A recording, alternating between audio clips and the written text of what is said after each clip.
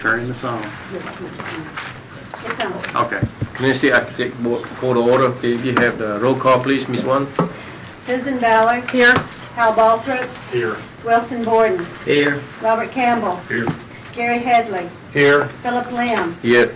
Bill Lockwood. Here. Rick Thompson. Frank Wagster. Here. Ricky Versailles. Here. Alton Heathcote. Merry Christmas to all. And I'm here.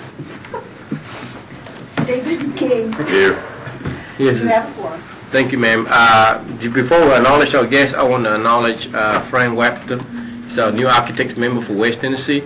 He missed the retreat, so we thought we gave him a lot of assignment while he was gone. That's what you get when you don't show up. Frank, would you welcome to the board?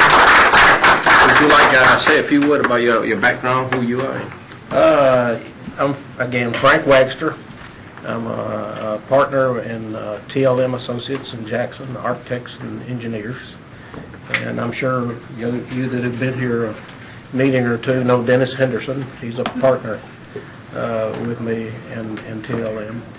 And I'm an architect, obviously, since I'm one of the architect representatives here. And Jim Hastings here is my wife's first cousin. Don't hold that against Yeah, she's my better half. But anyway, I just, I'm sure we'll get to know each other, but, I'm honored to be here and look forward to meeting with y'all and getting to know each one of you and seeing what we can do for the architects and engineers in the state of Tennessee. Thank you. Welcome to the board. Thank you. And with that, we'll acknowledge our guests here today. Start with Candy. Candy Toller, representing 2 engineering associations. Jim? Connie Wallace, AIA Tennessee. This is Jim Hastings. I'm wife Stephanie. Welcome. I'm Joseph Underwood, I'm with Commerce Insurance.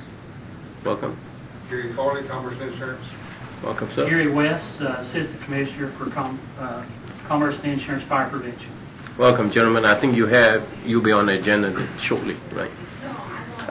With that, now let me say, I know Don Baltimore said he has to go move his car, so he'll be back. He reminded me that he did not eat and run, so he'll be back. We'll hold him to that. Have I missed anybody else? No, okay, now with that said, we will go on to any announcement. Okay, now let's review. The agenda is before you. Any changes, addition to the agenda? No, it will stay as a consent agenda. Okay, hearing none. I think we need to make a motion to accept the agenda, do we? John? You can. Yeah. If you choose to. I move to accept the agenda as presented. Okay, motion to accept the agenda as presented. Do I hear a second? Second. All right. Any discussion? All in favor say aye. Aye. Thank you. All right, now we come to the fun part of our business, is to present a certificate recognition of our dearly beloved friend, Jim Hastings. So, Jim, would you mind come forward, sir? Do we have a camera? Yeah, here you go. Pick a good backdrop, John, for the picture. Stand in front of the banana pudding. The seal could be in front of your middle here. Is the seal in the back? Jim, we want to recognize you as a board, as an emeritus member. And then this is why I'm going to read word for word so I wouldn't get out of line, because I was told to read word for word. So I'm going to read fast too, so they sounded right. To all who shall see this, present known that he, whereas James O. Hastings Jr. did faithfully and effectively serve the people of the state of Tennessee in an exemplary manner as a member of the State Board of Architecture and Engineering Examiner during the years of 2004 to 2012. That's 8 years. That's great. The board does hereby gratefully acknowledge and commend his commitment to dedicated service, thus grant emeritus status, in testimony whereof we hereunto set our hands on these 12 days of October 80, 2012. Signed by all of us as board members. Congratulations and thank you. And as a personal friend to you, thank you. You've been a good mentor, a good example for us. Thank you.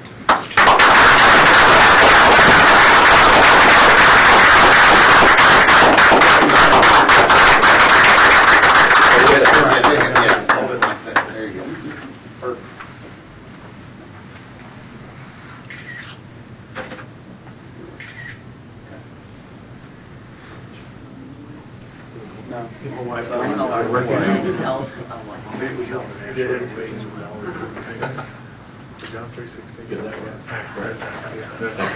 you very much.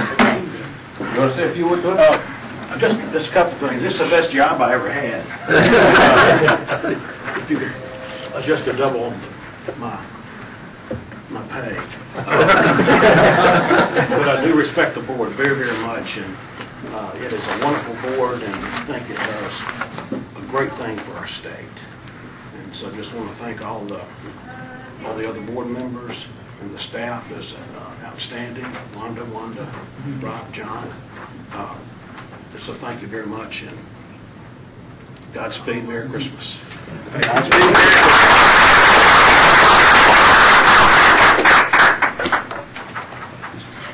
Yes, sir, Chair. We do have another guest to recognize. We have the Assistant Commissioner of Regulatory Boards, Mr. Bill Giannini, in the back. It's one of the recognized.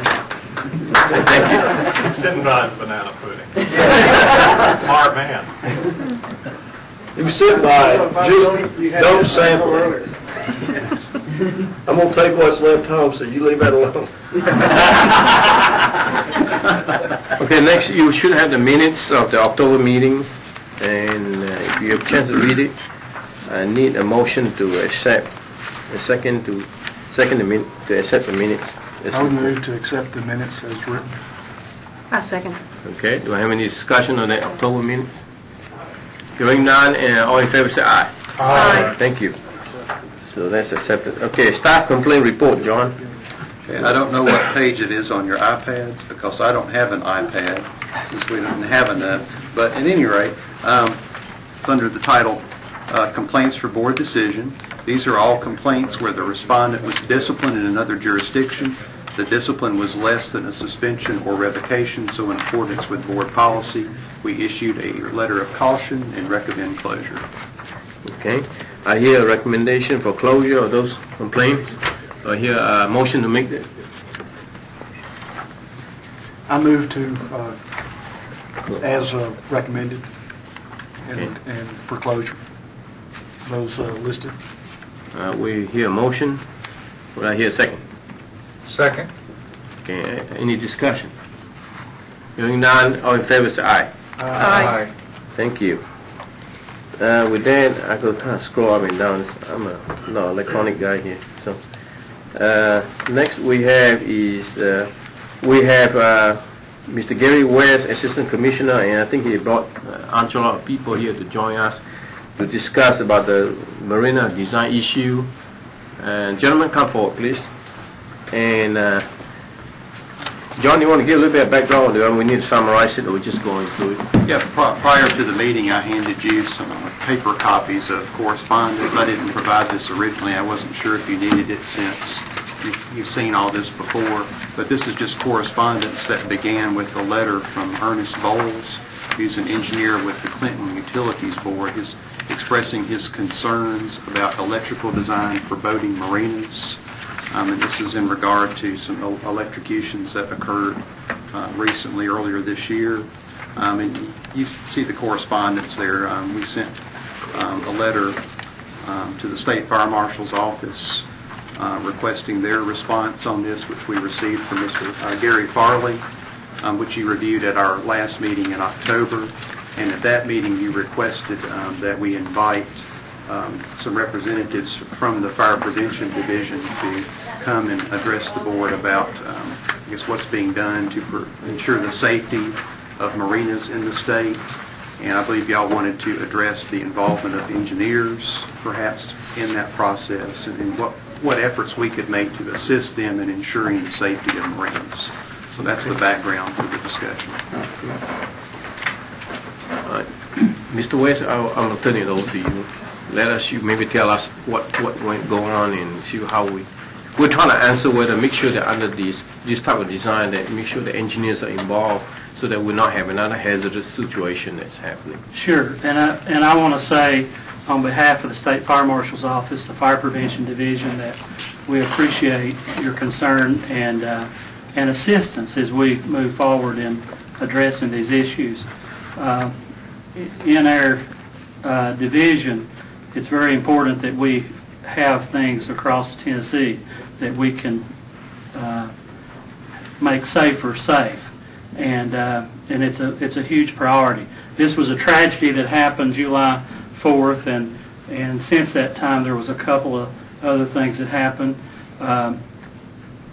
We made some decisions when this happened, as soon as it happened, to address the issues at the marina, and there has been inspections and improvements made, and not to get into all the details, because I think that probably there's future litigation and things like that as to what happened, and the details and the involvement of the marina versus the actual boat that had the problem on it.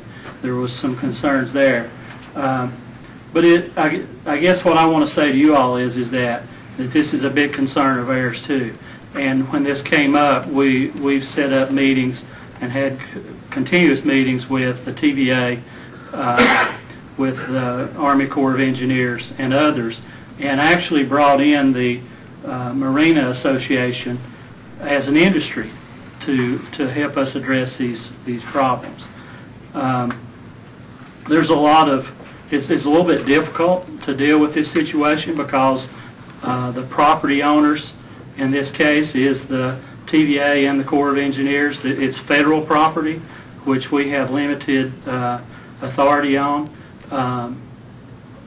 What I will say is that everyone has been very cooperative with us. We just had a meeting a week ago where we came up with some solutions and doing some safety inspections and things like that on a routine basis that will be required by the property owners and for the enforcement. Everyone has cooperated on that, and there's still concerns about, there are some lakes in Tennessee that are privately owned lakes that have these issues too, and we're going to try to work through the Marina Association to address those too. We feel like that, just like in all the industries that we deal with, whether it be the gas industry or the fire sprinkler industry or whatever, we feel like that we should go to the industry and ask them to correct the problem or assist us in correcting the problem first. And that's exactly what we've done in this case. Our authority may be limited, but we still feel like that through voluntary efforts and cooperation that we can do more things to increase the number of inspections and things like that. Typically, in our electrical division, we go out on new construction, inspect those things. There's not there's a process or system built into that allows for when the Army Corps asks for us to do an inspection, typically on a every 5-year basis, that we could go in and do that inspection at that time. And we're working very close with them to ensure that all of them get inspected within those time frames. All of these marinas have contracts with the federal agencies, and they have to meet certain criteria in order to stay open. Now, from the Marina Association, they've asked us also to assist them in helping enforce a lot of the rules and things around the marinas, and actually I guess some of this is law also, but swimming is not allowed around the marinas, and there's a lot of issues and problems that come up around that, but and we're hoping to work closer with TWRA and making those things happen.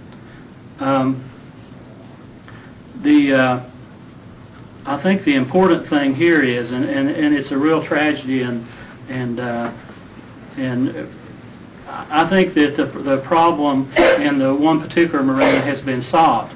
In Tennessee, there's something like over 4,000 public marinas.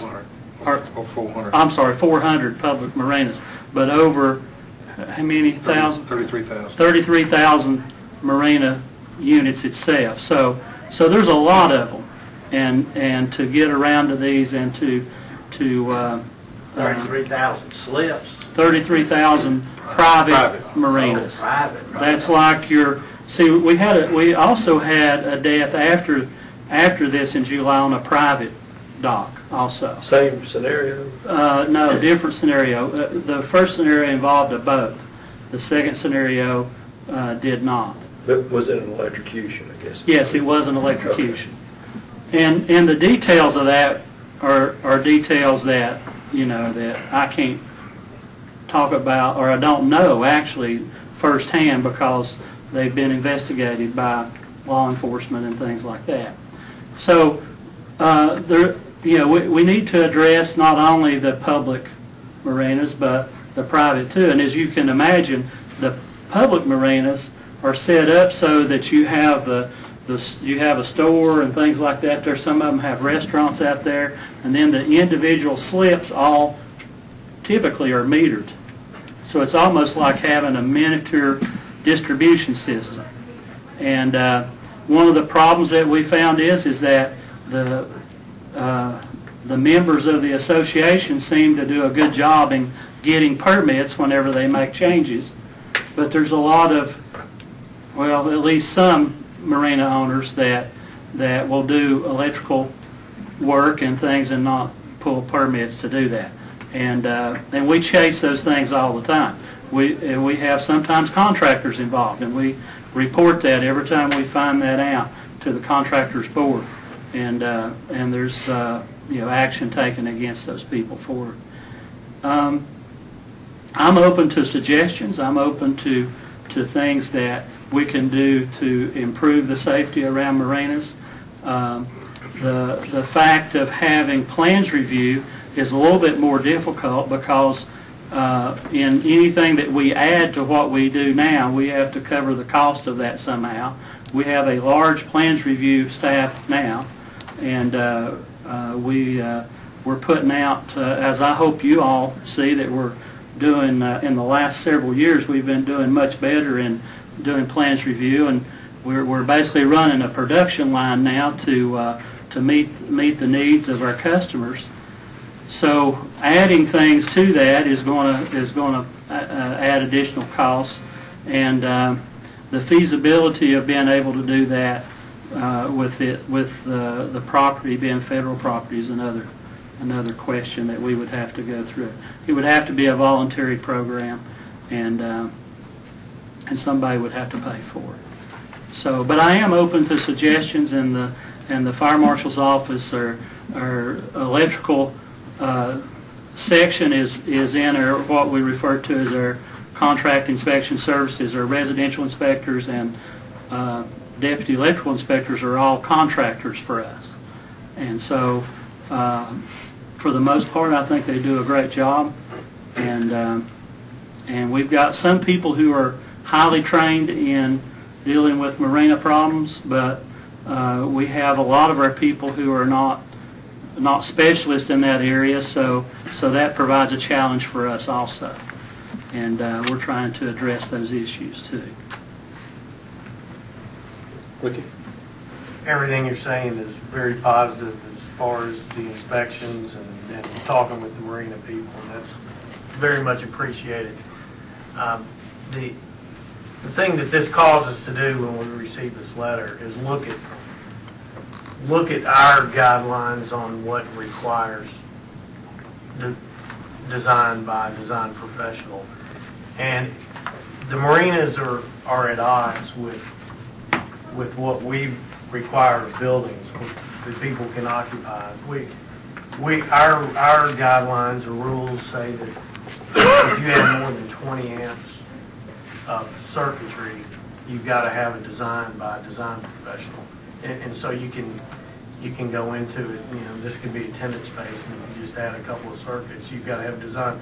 Whereas the marinas are, like you said, a huge electrical distribution system, Yeah. and to think that we don't need, our rules say you don't need a design professional for those, but you do for this couple of circuits, doesn't seem like it's serving the public safety the best. Now, so I think what we would ask is that, or really what I put forward, and this can get comments by others, is that for new arenas being built, new marinas, when a developer comes along and wants to build a new marina, that should be designed by a design professional. I don't know how many of those there would be that would add to your workload, and I understand that may be asking something that physically you don't have people to do that right now, but I think that what we're doing is kind of, we're setting that aside and saying what is the best for the public health and safety and welfare, and we think that would be the best thing, is if marinas, new marinas, or in addition to marinas, are designed by design professionals. And we know the state of Tennessee does this. They require marina designs to be done, or they do it in practice. So maybe that's not how it gets done as far as the plans review, but it would be our goal to have design professionals design those systems, because they affect public safety as much as this building. The public's using these facilities, whether it's private or state marinas. Yes, and I don't disagree with what you're saying at all. I think that our approach to this, as well as when we deal with other things, just recently we had some issues with gas and the distribution of natural gas and things like that. And we try to give the industry a chance to address those problems with us initially, and then move forward. And our primary concern is public safety, just like you said. So, and if there is, and I'm sure that the marina owners are concerned about this somewhat, but they're also concerned about the people who have died too. All new marinas are inspected. I can say that the distribution systems are inspected and things like that. The design, I would hope that the design is going on there, and it does turn out to be a small distribution power system. Is what it turns out to be. The question about TVA and the Corps of Engineers, that sounded like that presents a certain element here that maybe is complicating things too, to some extent. Is that right? Yes, that's correct. Does TVA or Corps of Engineers have rules and regulations about the design of marinas or the renovation of marinas or anything like that? I mean, do they got a code book or something that they give and say this is the way you got to do this, or? They do. Joanna, the attorney. They do. They have the guidelines they go by, and they look for environmental impact and other things. They have flood control levels, how people do it, and that's where they pick out where they can be done. But to go and say specifically what we look at what they require about an engineer to submit plans or so forth, I'm not sure. Can you regulate? Can you actually regulate? We can't regulate TV. That's what I thought. They rent the property to these individuals who Do a contract. Who contract with them through this agreement. And they So provide. there's really no legislation that we could do at the state level that would require the TVA or... Not on those. Now, like I said, you get to the public-private one. yeah. You don't know if you're on the but even that, I know people rent that. They own a certain shoreline around the lakes or the rivers. Question. So from what y'all are saying, although TVA and Corps of Engineers have regulatory authority, they do not have any guidelines for actual design of marine facilities. I'm not saying that. I'm saying they might. I'm saying they have a staff. I mean, they have TVA, I'm sure federal agencies, they're going to have their stack of papers. They probably do, but it may not require a licensed professional's design. And they aren't supplying it to us, but they do invite us to come and do inspections, and that's where we get So the involved. best, right now, the best the state of Tennessee can do is from an inspection standpoint. Yes, and we're having great cooperation from both the Corps and TVA. They are at the table with us, and through their contracts is how we will be making inspections in the future every 5 years. and they have both committed to put that in their contracts and require that for all future inspections. And we're actually doing that on some now that the Corps has asked us to inspect. Of course, the thing about the property is an issue for us, and that we want them to be cooperative with us, and they are doing that. Before we go on, I think Robert had a question. What the incidences that have occurred throughout time at marinas, what have been, I mean, have they all been electrical issues? Like, simple mind, I would think electrical would be the predominant, if not the biggest issue that you have in a marina. I mean, you've got drowning, but drowning can happen out in the middle of open water. I mean, that But kind you of, have drowning by electrocution what it is what some of the determined cause. But you have a lot of accidents, of course. Yeah, water accidents and so forth. We do have documented cases of drownings by electrocution, but to say, I don't have solid numbers on it. well, I'm just trying to say, are there other issues that go on besides electrical issues? Yes, there is, and it's the typical. There's people who live at these marinas year-round, and they bring their houseboats in, and they actually buy their power from the power system or from the marina, and they live there. So you have all those common things you would have at home. We have had fires. We recently had a huge marina in Tennessee that burned, and it was an accidental fire, but it wasn't related to electrical. It was misuse of combustibles and things. I think it was on the same lake, on Norris Lake, that the Granger County, where the 2 deaths that occurred on 4th of July. But and the only reason I'm asking that is,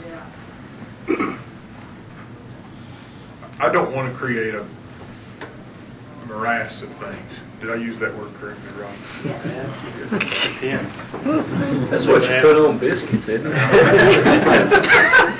But if there is some way that we can kind of help work with you guys to even impact TVA, and I know that sounds like that's a hard thing to do, but I mean, they are an industry in our state that is concerned about the same things, and there may be some things over a course of a period of time that we can weigh in with our opinions to help. But I don't want to make, I also have friends that are marine owners, and I don't want to make it to where they've got a set of plans just to get the spacing on their dock slips right. But if there's an electrical issue that creates the predominant thing, maybe all the electrical plans need to be stamped by professionals. I'm just trying to see what the scope of the problem is so that I can understand. And I'll be honest, I think with what we're doing now with a team effort, a cooperative effort between TVA and the Corps of Engineers and the Marine Association and the State Fire Marshal's Office, I think we're moving in a direction that's going to be positive, because really and truly they have not really had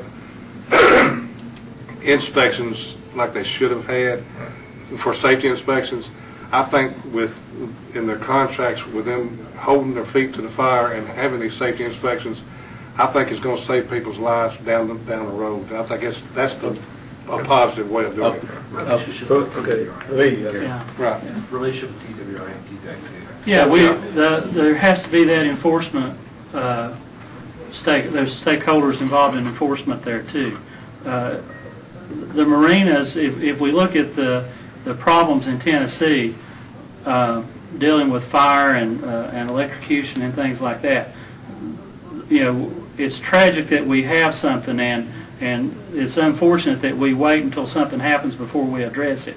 But in the code books, that's typically how it's happened. If you look in the code books, every code in there is there because of someone dying or something, and it's after the fact that we straighten that out. Yeah, licensure wouldn't have come about if it hadn't been for one of those things. So Exactly. right. Elton, you got something? Yeah, 2 things, I think. Following along with this attitude of goodwill that you've got right now, and people being cooperative, would it be overt or imposing for them while they're in an agreeable mode to include in their codes and their own design criteria that these plans, and probably would help y'all too from a review standpoint if these plans were put together by a licensed professional. That way you know Okay, well, you know, it's not some local electrical contractor that does wiring for houses that put these plans together. It's a licensed design professional. Therefore, we're pretty sure that the quality of the plans and our review time will be shortened quite a bit unless, no, we found these errors, we found these issues, send it back, you know, to them for additional work, and then you have to come back and inspect it again multiple times. That's one thing. And then to follow on what Robert said earlier, you know, if there are other issues that you see at these marinas, like, you know, some of the ones I can think of, I mean, I grew up on Kentucky Lake, you know, stairs going down or stairs going up, you know, do those pose some issue or problem? Or are those fall or trip or injury hazards or anything else that you see around these marinas that could improve the quality of the public's health, safety, and welfare? It seems to me like now would be the time to introduce that to them. And specifically, I think one of the things that Ricky was talking about, and it sounds like from your perspective, since you have the responsibility of now hopefully inspecting these things, if you had a registered professional who put the design together on the front end, it's probably a lot less work for your office in the inspection phase of the work. Yes, I would agree to that. And liability from the owner's perspective. Right, and I think that's exactly why you do it. Liability plays a huge factor there too. But I think that what needs to happen is that we need to be able to sit at the table and to address these issues together with the TVA and with the Corps and with the Marina Association and talk to them about that. I think that we have a lot of things to do immediately to address the existing problems. And the thing about the existing problems is that many of these marinas have been around for many, many years. And the association's concerned about things like flex wiring and things like that is going to be not allowed in the next code that we adopt and things like that. And how we will go back and try to change that in existing places and things to make it safer. And we have to work that out because so many of these marinas are just barely making it now with the economy and everything else. So we do recognize that factor, and we're not taking this lightly by any means. And our enforcement that we're asking for here with the federal agencies is very strong, and being able to go in and do what makes it safe for the public. We do not want another tragedy to happen. And but I think that what you're talking about requires sitting down and talking about it, because the Marina Association didn't know what we were going to do about this, and that's why we called everybody to the table. We talked about it. The TVA enforcement of what they were doing is different from what the Corps was doing.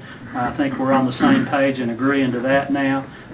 In the electrical code, there's a whole section that talks about marinas and how they are different than others, and so addressing that and putting that out on the table was a big thing for us to be able to do too. Sure.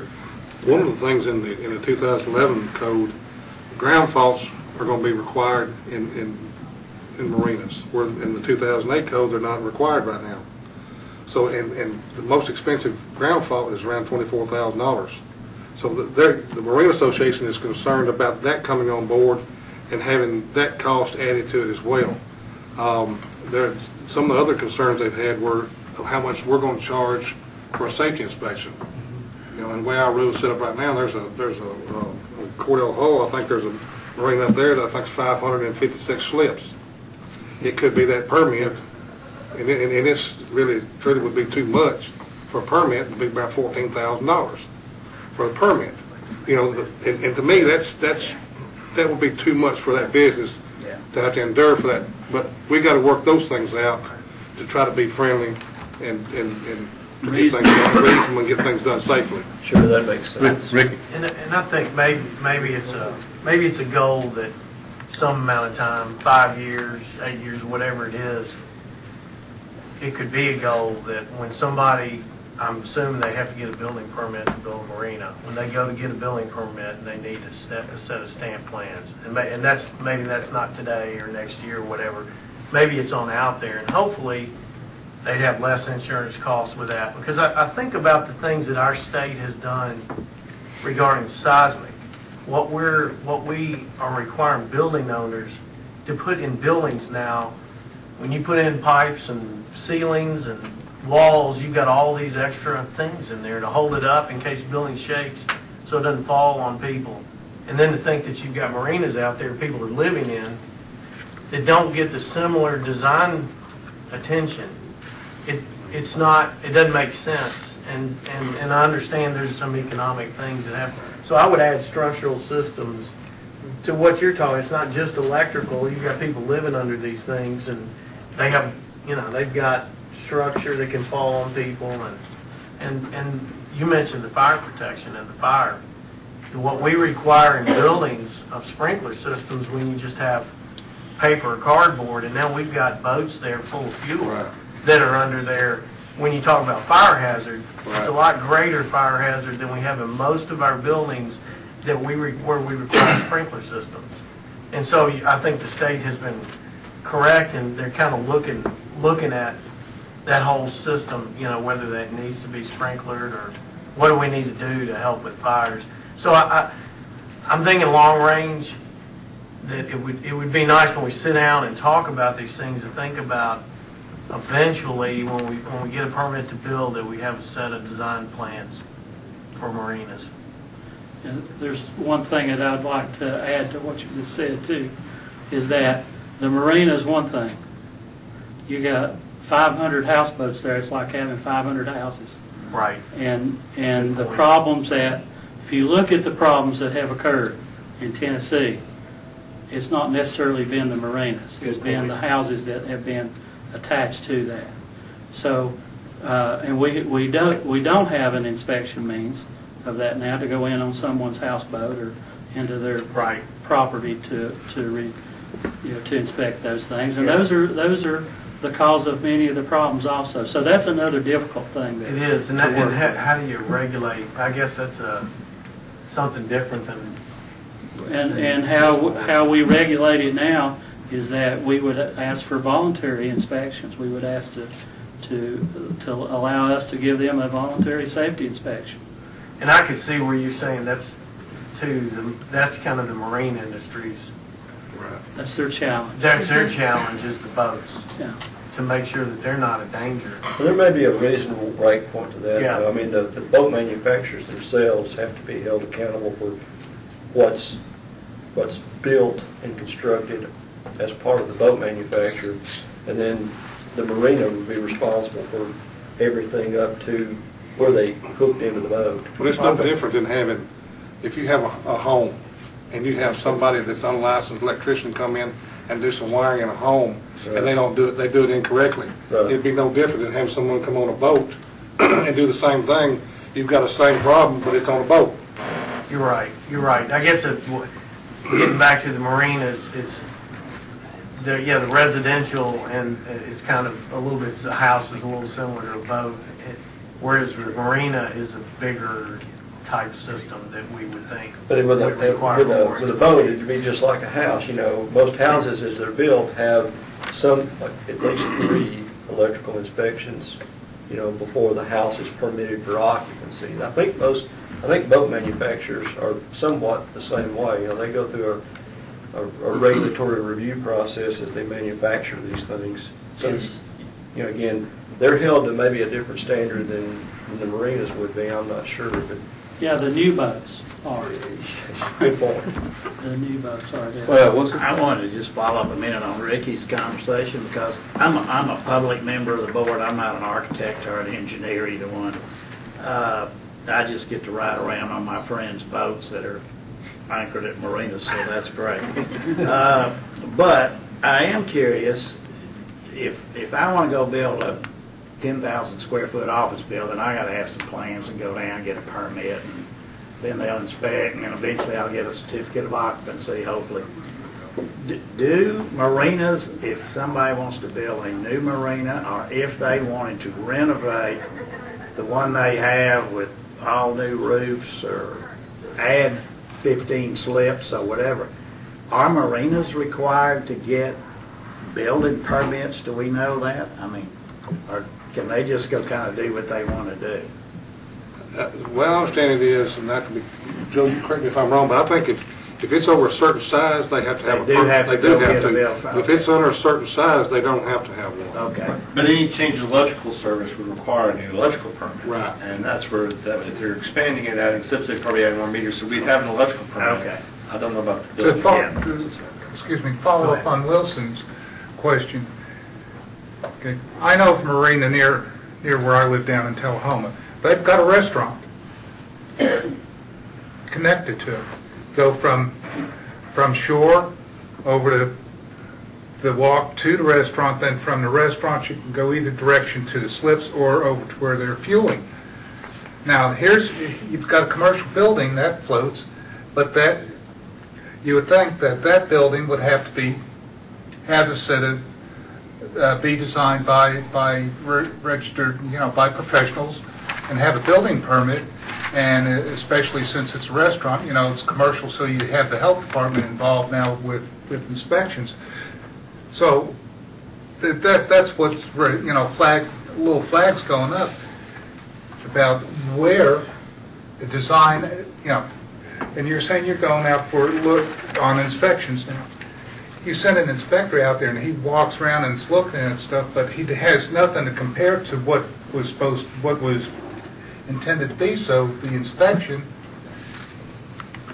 process looks a little awkward, and when you're talking about a marina that is more than just a few boat slips, where you have commercial enterprise in there and fueling as well, you'd think that you would have to have a set of documents that are showing what the design intent is that was used to pull a permit, whether it's by local jurisdiction or TVA or Corps of Engineers. And it's kind of, I'm scratching my head because I can't do anything that is going to come up from the ground without having a building permit. But from what you're saying, these marinas, they get a local electrician that, hey, I need you to wire up for 60 slips. And the electrician, or the electrical contractor, he might not be one of the brightest tools in the shed, and he does it, and then you have an accident like what happened. And then he doesn't pull permits, we know nothing about it. Right. Yeah. It's got a lot of tentacles to all this. Yeah. Let's address one other thing here too that you brought up that's very important. The restaurant there, what's the seating capacity of the restaurant? Is it over 300? No, it's under 300. Okay, so it's not assembly, and then we wouldn't inspect it. The Yeah. fire marshal's office wouldn't inspect it. But But the if it's a- local yeah. local jurisdiction Right. possibly would if they have the inspectors and they have the codes. Yeah, that's, They would have to- that's another Yeah. part of this. So- Yeah. A lot of these aren't in urban areas. Right. Exactly. Now, I will say this, it was brought up in our meeting that when both the Corps, well, for sure, when the Corps did their, when there's new things added with the Corps, they actually require the inspections to be made, right? I think that was brought up. And I'm pretty sure they have, TVA also brings in the local inspector. They both said that they have local inspectors come in and look at stuff as part of their contract, that's a requirement within that. So somebody, even though there may not be design drawings and things like that, they do or are requesting inspections of the new work. I mean, the set thing, for jump right in, the set things that on a new one, you have a lot of control. It's the existing one that they add on a little bit at a time, and then when any electrical wiring around, water tends to degrade over the period of time, so you never know until you fail. And most of the time, you catch on fire. That's another difficult part of it. And I think unregulated work is a problem. It's going to be a problem forever. And, all we can do is have the rules and try to enforce them best we can. I think that from our end of things, that the rules are in place right now that would require a licensed professional to do design. They're already, what's described is for structures. It doesn't say buildings or enclosed buildings or whatever. It's structures, and that seems to me that could be interpreted that a marina could definitely be interpreted as a structure, such that if this were something that we said, look, these are structures, and in 5 years or so, we're going to start we're going to start requiring design drawings. We don't have to change anything as far as our guidelines on what requires a design professional or not. It seems like it's more of a practice issue. What do we want to, and people aren't expecting it. Do we need to get the industry ready for this? So I think it's just a point to make that I think the rules are in place if we wanted to start. Well, and I think that maybe you all should address these concerns with the TVA and the Corps because of the jurisdiction things. Because the only question that, from what you're saying there, is that the first question that comes to my mind is, well, who has jurisdiction on the federal property? A post office, it's the same way. We don't. That's right. Any kind of federal building. We're not. I'm a little in the dark on that. How many marinas around the state are you saying are on TVA or Corps property? Is it the vast majority? Vast majority, I would guess. I'd say out of those 400, there's probably 300 of them. Yeah. So it's and that's rough. That's rough numbers. I'm not exact. Yeah. That's. And they can tell you the exact numbers. And I'll tell you who we met with too. We met with the heads of the recreation division, is who does the contracts for the marinas and things like that, both with the TVA and the Corps. And we can provide you with names of those people to contact if you all want to. Was that in Knoxville? One of them was in the North City, but the head man out of Mobile, Alabama, come up. Okay. James Adams is his name. Okay. And the other gentleman with Corps was up here at the federal building. Mike McDonald, I believe. I'm not 100% on Mike's name. I can get that. Well, I think we can talk about this some About 100 more, yards from the but y'all are really into this, it sounds like to me, and you've got contacts at TVA, and you've got contacts at the Corps of Engineers and that sort of thing. I don't know that getting another state agency, I kind of think we ought to work, if y'all are acceptable with this, to furnish you our best thoughts and what we suggest to y'all, and let y'all continue to work with your contacts and not get us going one direction, y'all going another direction. Right. I think it needs to be coordinated, and it sounds like y'all are way down the road in that.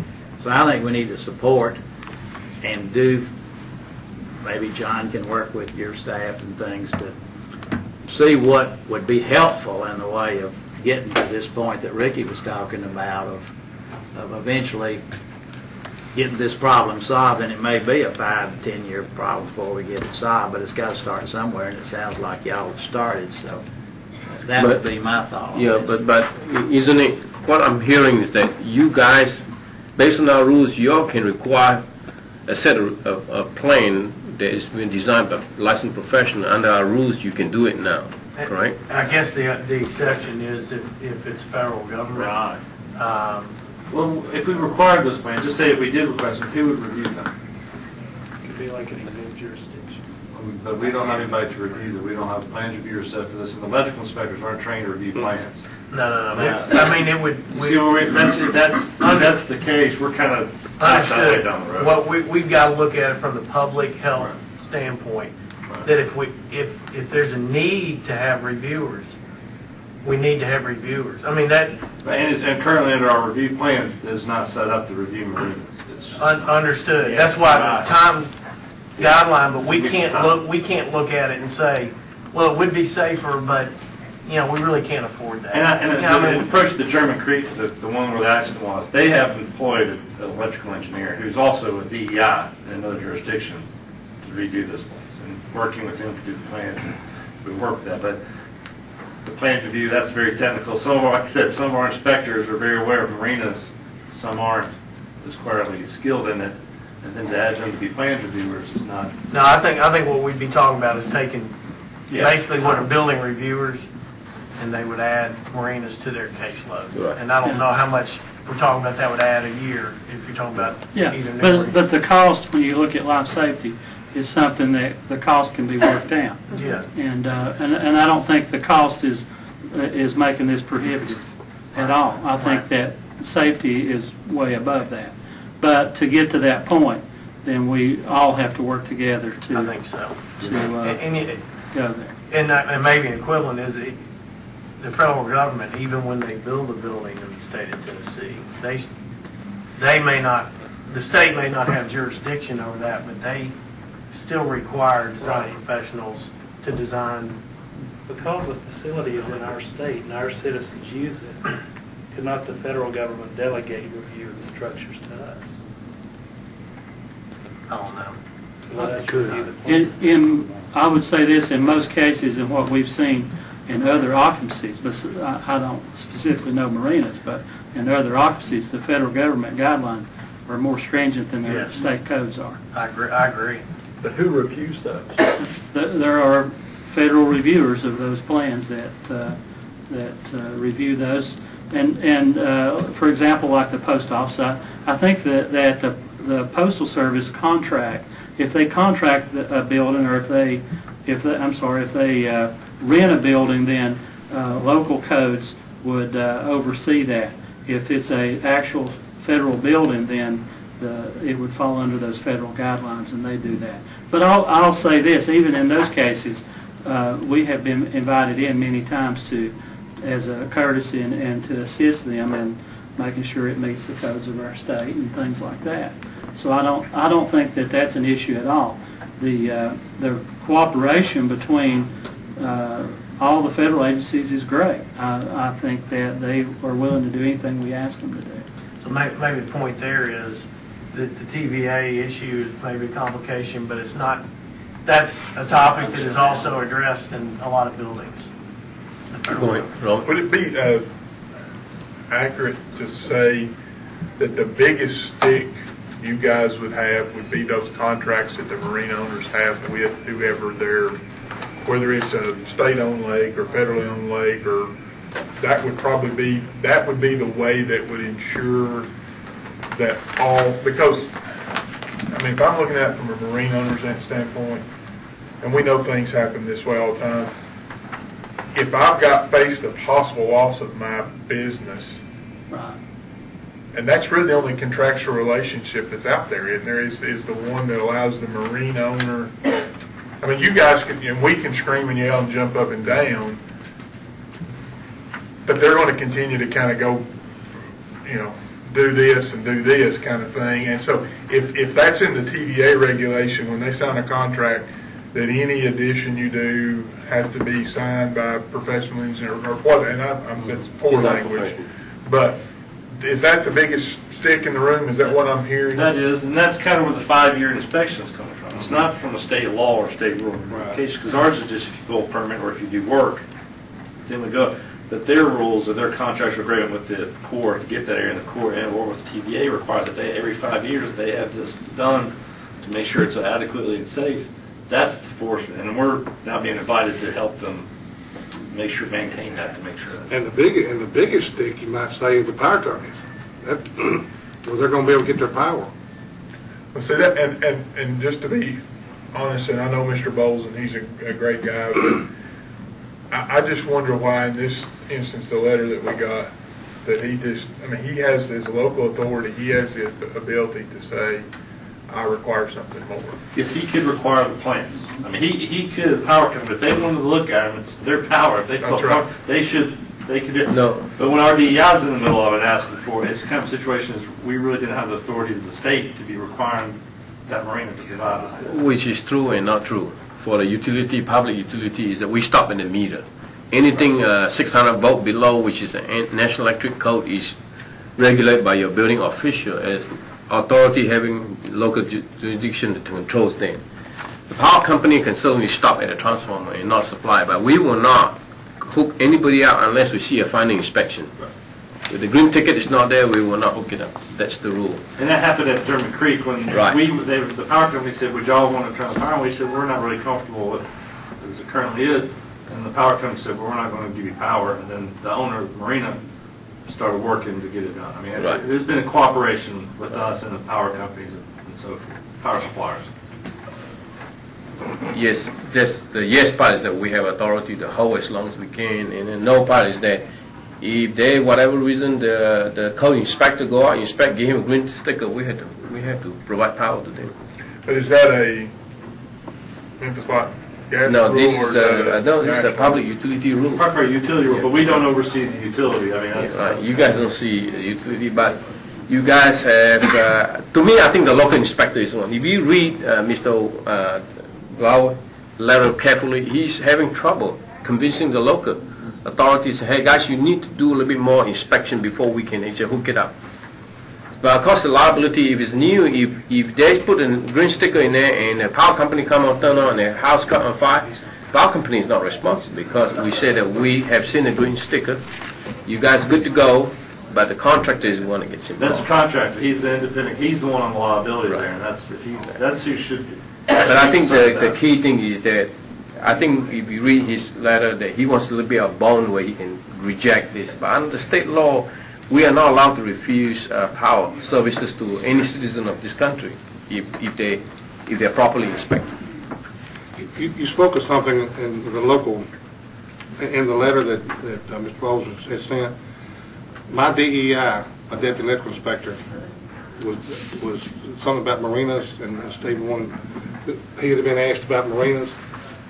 Where that came from was, when these two deaths occurred, I asked all my DEIs, I wanted to know, I started gathering information, trying to find out, because we had two people to die.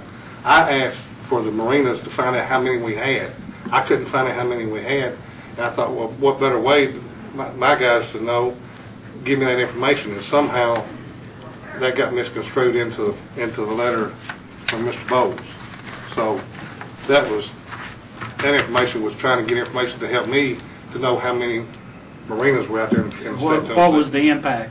That's what we wanted to know at the beginning. And that's where we come in. 90 of the DEIs we have statewide, about 45 have marinas in their jurisdiction. And at the same time after the accident, later on, the single death in the marina, we're working with the TWRA and TDEC. If there's a death occurring on a Tennessee lake, and they suspect electricity or something, let us notify the state fire marshal and how we can start the process to start tracking this information so we can provide better information to you. Yeah, we have actually come a long way since this has happened in gathering information and realizing how significant the problem is. I think that there's a lot of these situations like this that we address, and we want to answer the needs of the public, and where public safety is a problem, then we want to address that. Realize one other thing too, that many of these marinas are in the most rural areas of Tennessee, and in the more rural areas, our code enforcement is not as strict as other areas, Or existing. or even existing. So. I think let me ask just a philosophical question. Can you, because of this incident, send some kind of a letter of caution to all the marina property owner and say, hey guys, we've been this thing, if you think it's suspected, you might want to do due diligence by getting somebody to inspect on a volunteer basis? Yes, we've already done that. In fact, the Marina Association is working close with us to put in their publications safety things that happened at this particular incident, and other things that we know of that are frequent. And we're actually going to designate in our statewide fire prevention program this coming year in the spring. We're going to designate a campaign to market these safety things out to the marinas.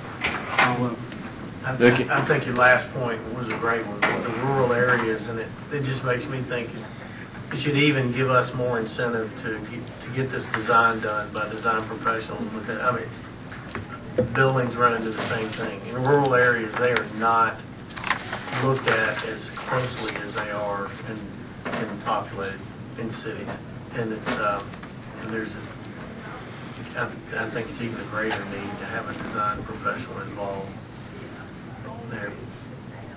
Okay, it sounds like you guys are doing really great job progressing. Whatever we can help you all, support you all, make a better case, I think we will be here to help. But based on our law and rules, right now, if you design anything in public occupancy, you're required to have design profession. But how are we going to get into that? We'll work with you on Well, this that. is, I mean, anything below 3 stories or, anything below 3 stories or less than 5,000 feet is exempt from that. Well, All these right. facilities. And again, those rules are not hard and fast rules. If I'm the chief inspector for the local jurisdiction and I believe that this is really not safe, I can require them to submit the plan. There's nothing to stop the building official from doing that. I think that's a message that we've been, over the years, been working with our building official, that this is the message. Anytime it's questionable, you need to do that. Same thing in power company. Sometimes we go out there and we see, well, the inspector looks good, but we know it's not safe. We still do our own safety inspection before we put the meter back on. That's the care that we give to our customer. But y'all have done an excellent job of jumping on this and being Thank you. very much. It makes us feel really, really good that you guys are really looking after the interest, and we applaud you for your effort. And let us help if we can be a resource in any way. And we'll let you all know what's going on here. And you're welcome to call my office, myself, or Gary Farley, or Joe Underwood at any time to ask us those questions. We're very customer friendly in our division. So, but I appreciate the opportunity to come here and discuss this. It makes me feel good that you all are concerned about this problem too. And while we can't change what happened, that's already happened, hopefully we can prevent something from happening in the future. If you should need us to be in some of the meeting with you all, we'll be glad to send a couple of engineers with you. I would like to add one last thing. I feel Yes. like it would be important that we ask the contractors board to participate in educating their members, to let them know what you all are trying to do and how important it is that they pull permits. Yes. Okay. You can ask. I can preach that all day long, I know, but, you know. You can ask you can ask, but we turn in a lot of people for things when things come in. Now, our authority is to report that when something happens, so we definitely want to cooperate. Anything that we know, we should be reporting that. I'm good, yeah. Any other question? That means, okay. Thank you, gentlemen. Thank you. I'm not sure why your decorations are here in our building next door. We don't have Christmas decorations as nice as yours. So. Well, we thankful we didn't ask you to share your best Christmas. Just be glad they're not live. Well, that must be your assistant commissioner here. First thing you asked me, are they UL listed? Yeah. And we got them from their office. That's We snuck that in our budget somehow. I'm not sure how John did it, but we'll figure it out. Thank you. Thank you. Appreciate it. I know the room is a bit warm, and we want to go on with the professional report if we can. I like to move along. That's 4 o'clock. Architects are meeting, so. Candice, you want to take the first shot in it, ma'am? Professional report. Okay, Limp on us here, Ken. I will. Try to get some sympathy, and I don't want you to step on me quite so hard, especially not the right foot. I'm Candy Kohler, representing 2 state engineering associations, and that was a really interesting conversation. And Gary West did a really good job. Yes, he did.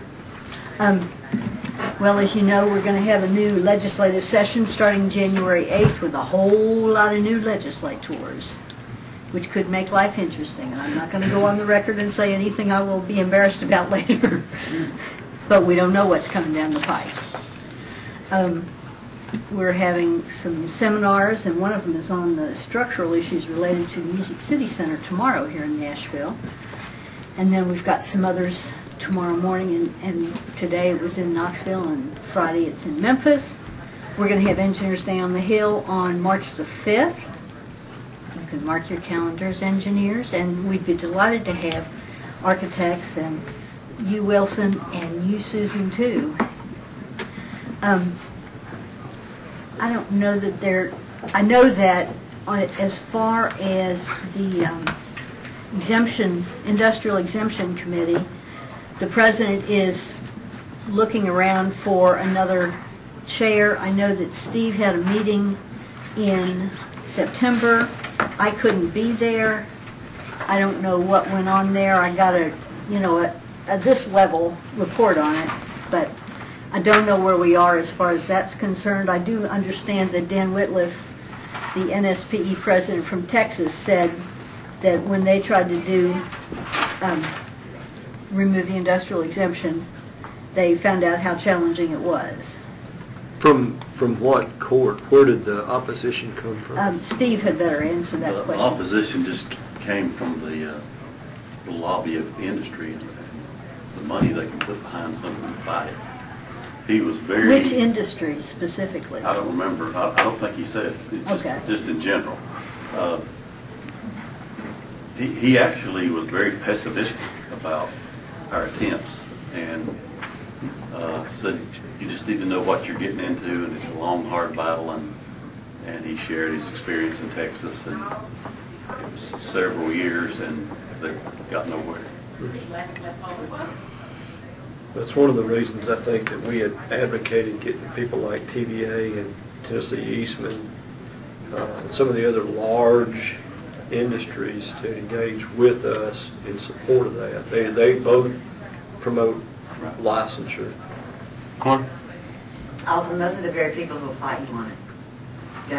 Tennessee Eastman was the originator of the industrial exemption. That's where it started. Yeah, how long? But that was a long time ago. Yes, it was. And I think the philosophy has changed since then. Well, you probably know as well as any, because there have been several members of the state TSPE's board from Eastman. I don't know the extent of their support of licensure of engineers right now. We have somebody on the state board, but he hasn't been to a meeting in 3 or 4 years. Oh. So. How's he still on the state board? I just was going to comment too that I think you're going to find that it used to be the Tennessee Association of Business, and 2 or 3 of those associations, I guess, have sort of evolved into the Tennessee Chamber of Commerce Association. But a lot of times we think they're with us, and they're really not. It's good. I think there's a lot more opposition out there than you may. Was it the guy in Idaho? Somebody, kind of think, said they kind of did the industrial exemption.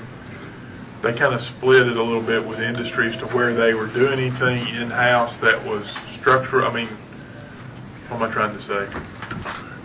Internal to the right of way, or no, inside, like inside, if they were building a new stairwell, or if they were building a new mezzanine, or if they were doing something that only for their use, not that they would use a PE. I mean, you have to use a PE, but if it's for their process or for their how they manufacture widgets or whatever, then it doesn't require PE, and that way they were able to, if their facility's being designed, it has to be a PE. But if they're just changing, putting more sugar into the mix or something, that's not, or something, doing those kind of things. I think it was either Iowa or Idaho, somewhere, one of those things that starts, it wasn't Indiana. So, and I would say too, we get caught up in how much resistance we're going to get, but that doesn't excuse us from the responsibility of pursuing it anyway. Well, I think we need to try it and then see how it fall, how it land. But I think more importantly is, I speak to TVA because TVA is one of the largest employers, and they built transmission line, they built nuclear plant. And today you're sitting here in the comfort of the room. I think some of the things are not designed necessarily by PE, but does that mean they do a substandard job? No. But I will tell you, more and more your public utility companies are using contractors to do the work now. So as a result, they're following the licensing law. So that's why we talk to like our company, KUB, Nashville Electric. Anytime it's done by any contractor, build a substation, turnkey project is going to be approved and designed by a consulting engineer. He or she shall have a permit, have a license. So I think eventually it will go away. And to soften the blow, I think, if I remember correctly, industrial exemption was a great thing, especially for you as a public utility when you want to do things, mobilize things, you build transmission line, power line within your easement, your right-of-way. But more and more things are beginning to really affect the public now because a lot of companies are going to contracting, and I think that will eventually go away. But if you don't want to stay on the forefront to preach the message, then there's the notion that, hey, I am contracted by TVA, so therefore I can do anything within TVA area without having really to hire PE to stamp the drawing or even pull a permit. But when you put it in the forefront, at least you remind them, hey guys, you still got a professional obligation. That's the way I look at it. Didn't mean to kind of go sideways, but I guess you guys touched. There's a task force, NCWS task force meeting next week that I'm assuming is going to be attended by all state board representatives. So if anyone has, I'm going on behalf of our board. If anyone's got any specifics they want to present, I'd appreciate that. And I think part of the problem is I'm hearing there's a chat room or a blog that's been set up by the chair of this task force, and people are putting their comments in preparation for this meeting. And a lot of it is similar. Every state that has an exemption. Some states don't have an exemption, but the ones that do are weighing in, saying similar things about just the magnitude of it. And I think that some of that is I'm not saying that the resistance is not real, but it's almost one of those, maybe an urban myth a little bit, that it's too big to overcome and that industry will resist, and that may be true. I think one of the things that maybe we need to review is, and we talked about it a little bit in engineering committee, should there be delineations of licensure if we're ever going to get over this hump to where people in decision-making positions or positions of authority that are not licensed, they're not likely to get behind licensing because they're excluded from that privilege. And I think we've got to address that and it goes even to academia where professors are not licensed and by virtue of that don't see a value in it, don't see a public health and safety need for it, and thereby it's not going to promote it with new engineers. And so I think it's a comprehensive and multi-layered issue that if we do try to address it, we have to address it in that wide spectrum because we're going to get pushback likely. But if you include, like what's being suggested, which are good suggestions, the industries that are most affected by it, I think getting their involvement and hopefully buy-in ultimately is going to be key to the success of whatever is done. And in this age of liability, listening to the previous topic, and I work for a public utility, and if you have knowledge of defective infrastructure or things that you're responsible for that could impact the public health and safety, and you don't have at least something in place to address new infrastructure that might result in similar defects or negligence issues, you're still on the hook. And there's case study that's out there. You can research it yourself. And attorneys are very savvy at times to work the system on behalf of their clients, sometimes to the detriment of the intent of things. And so I don't say that to say that we should run scared, but I think our board, I applaud our board for taking the position. I appreciate Ricky and Alton and others' input on this topic on the marinas, because that's just an example of something this board should be involved with. And I thought about the families involved and the victims, and thinking, if it were my family affected by it, I would like to think, and everyone wants smaller government, most people want smaller government, and less regulation and things, but I don't think to the detriment of public health and safety. And I think, if I was involved or if I was a member of the family that suffered the consequences of those things, I would like to think that there were steps being taken by those entities that are responsible for such things on behalf of my loss and to prevent others from suffering similar fates. So I think it's important for us to keep that in mind and not fear tackling these things that we might think are overwhelming to address. Even if we're unsuccessful, at least we can hopefully feel that we're doing our charge. So, Agree. I think when you go to your meeting next week, I think the first thing that Steve's committee was talking about addressing was education. So you might see what you can learn about what other states have done about educators. Am I right in that, Steve? Yes. We talked about that a little bit at engineering. We rank the perceived exemptions and with academia, government, we split that up between local government and utilities, and then the industry. okay. We feel like obviously industry is the hardest nut to crack. Or they're most well funded. Anything? Happy holidays. And I know my role with this board. Do you enjoy the party, Christmas party? I did enjoy the Christmas Oh, party. good. Thank you for inviting me. And No. Never mind. Hey, ho. Thank you. Connie, you want to be next? Well, my list got longer thanks to the really interesting dialogues from earlier on. I agree with Candy. It's been a very interesting meeting so far. If I could speak just briefly to what you all are commenting on in terms of our seeming reluctance to take on some of these fights, I think you might be surprised to discover that the average legislator does not believe your motivation is health, safety, welfare. I would say the average legislator believes your motive is profit, business profit. And so it's extremely difficult sometimes to sell, as hard as we believe, that this truly does affect health, safety, welfare. So I wanted to say that. One of the challenges in any kind of law change like this is being able to collect specific data. And truly, the marina electrocution deaths are compelling. And I think that kind of evidence makes our jobs much easier. And I think we'd fight almost to the death for you when we clearly understand that it is a life and death issue. And one I remember, Frank, that you were probably involved in 25 years ago was when a number of nursing homes were unregulated and they did not require licensed design. And I think we had either 6 or 9 deaths in a rural county in a true tragedy where the windows were jalousie windows, and so you couldn't open them to escape, and the doors were self-locking in a fire, and the owner's son was among the people who died in the fire.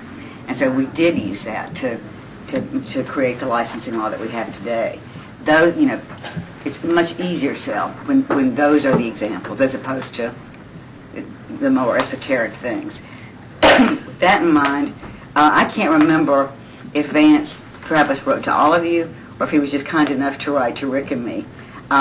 Because I think Vance was a little misleading in some statements he made in terms of your ability to require construction administration on projects based on rule changes. I think that's not accurate. I think that the resistance to it was wider than just a few engineers. I just would urge you to take a look at that whole thing a lot more broadly than you have. Y'all probably haven't seen it. I think it was under Rick. Okay, sorry. And at Rick's request, I'm going to place that on the agenda for February, because since Rick couldn't be here at this meeting, we're going to talk about that in February. It's a request for the board to require construction administration services. Yeah. So it's come up before. It's been several years, but I thought there was, Candy, wasn't there some legislative activity a few years ago specifically about this? Yes, Connie and I know that really well. We got it passed in the Senate, but not in the House. Well, Ed Johnson, the late Ed Johnson was not. Yeah. He was a proponent of it as well. Yeah, he was. Yeah, I would just say that I will never touch it again. After I'm gone, it's all on you. We fought so damn hard for 15 years. It wasn't worth it. We couldn't. It's a fight we could not win at the time. What was the particular resistance? It's contractors. It is the municipal league. It's a lot of people who again think it's a self-serving piece of legislation and not necessary health, safety, welfare. On that point, though, how does one get? What is the suggestion on how to get over that hump or that perception that it is a self-serving? Just like on the prior issue, we're not the industry would not financially benefit necessarily. Well, I guess it would in terms of it requiring a licensed professional, and that's where they're coming from as opposed to. And that was part of the problem. We were never able to collect examples of when a building fell down or people were injured because or construction workers were injured because there was not construction administration by a licensed professional. We couldn't find the examples. Well, there are some now, but there's also examples of disasters, like I'll call them, that have occurred under the observation and involvement of a licensee. Yeah. So, I mean, it goes both ways, but I think comparing it to other industries where the licensure or certification is just clearly not unquestionable, I think is a way to approach it as well. Medical, legal. Yeah. I mean, again, in those conversations, you can't practice in those industries at all without a license. And I'm not wanting you to bring it up again, but I'm just saying one thing, and I know Steve's been involved in this from the city standpoint and others. Having some form of verification, whether it's contract administration or something, and we've been talking about commissioning, which is basically, that's what that is, ensures that the owner and the municipality are getting what they're paying for. Exactly. And to me, if I'm putting the kind of money that most municipalities are putting into projects, I mean, yeah, maybe I don't have to have this thing, this big beast of it, but I at least need some verification that my tax dollars are being spent correctly. And that the design intent is being implemented.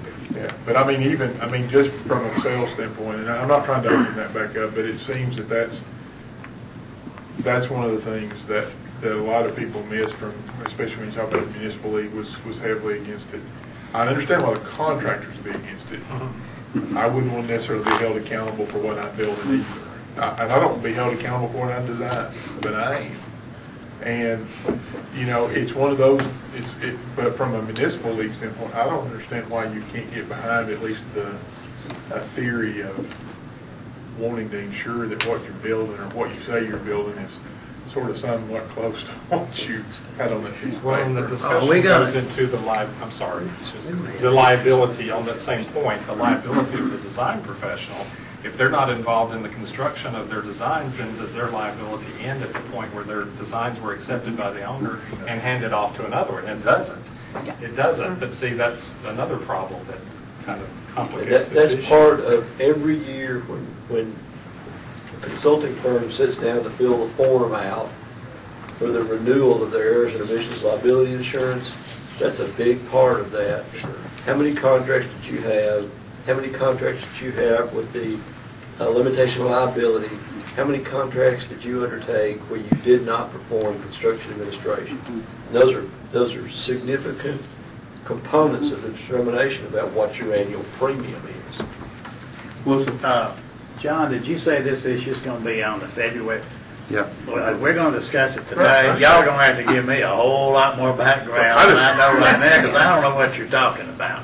Now, in February, if it's on the agenda and you give us the background information. We're talking about developers building stuff and not wanting engineers to go see. I think I'm picking up on it a little bit. I may have some things to say about this. And I agree with you. Go ahead. Yeah, kind of sorry I opened that door, and I am your friend on this stuff. I just want you to know there are some other viewpoints out there. Okay, so let's move on. We have a meeting. We, being AA Tennessee, has a meeting tomorrow at the request of Representative Rick Williams, who's a new legislator from the Cookeville area.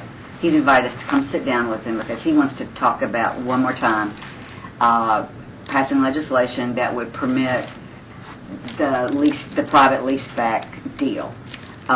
We think, number one, that's not good for health, safety, welfare. Number two, it's not good for the economic well-being of licensees, because you're going to be asked by developers to, put your design out there for spec, to be a part of the team. So lots of reasons why that's a bad idea. Well, Connie, can you explain that gooder? Sorry. Okay. A specific example is the city of Knoxville, and Susan, you may be able to help me with specifics on it. The city of Knoxville ran out of bonding money, or they exceeded their limits. But the mayor promised a specific school would be built. Oh, yeah. And so the mayor decided. Knox County. Knox County, okay. So gosh darn, here's how we'll do it, since we're at a bonding, whatever it is. We'll just have a developer build the building for us, and we'll lease it back, and after 30 years, we'll own the building, but we've got around, these little halls. And so number one, the authority to do that probably exists, but number two, if it doesn't, we were going to be bloody sure it didn't happen, because it just didn't seem like it was in anybody's best interest. So we've defeated it for at least 2 years, and it's back.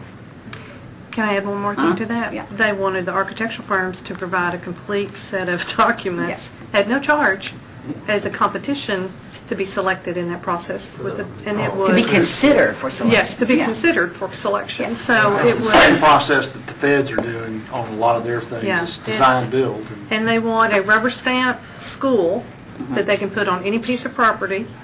Just decided that. Decided that, yep. And not a very happy group of campers in Knoxville, because we're taxpayers.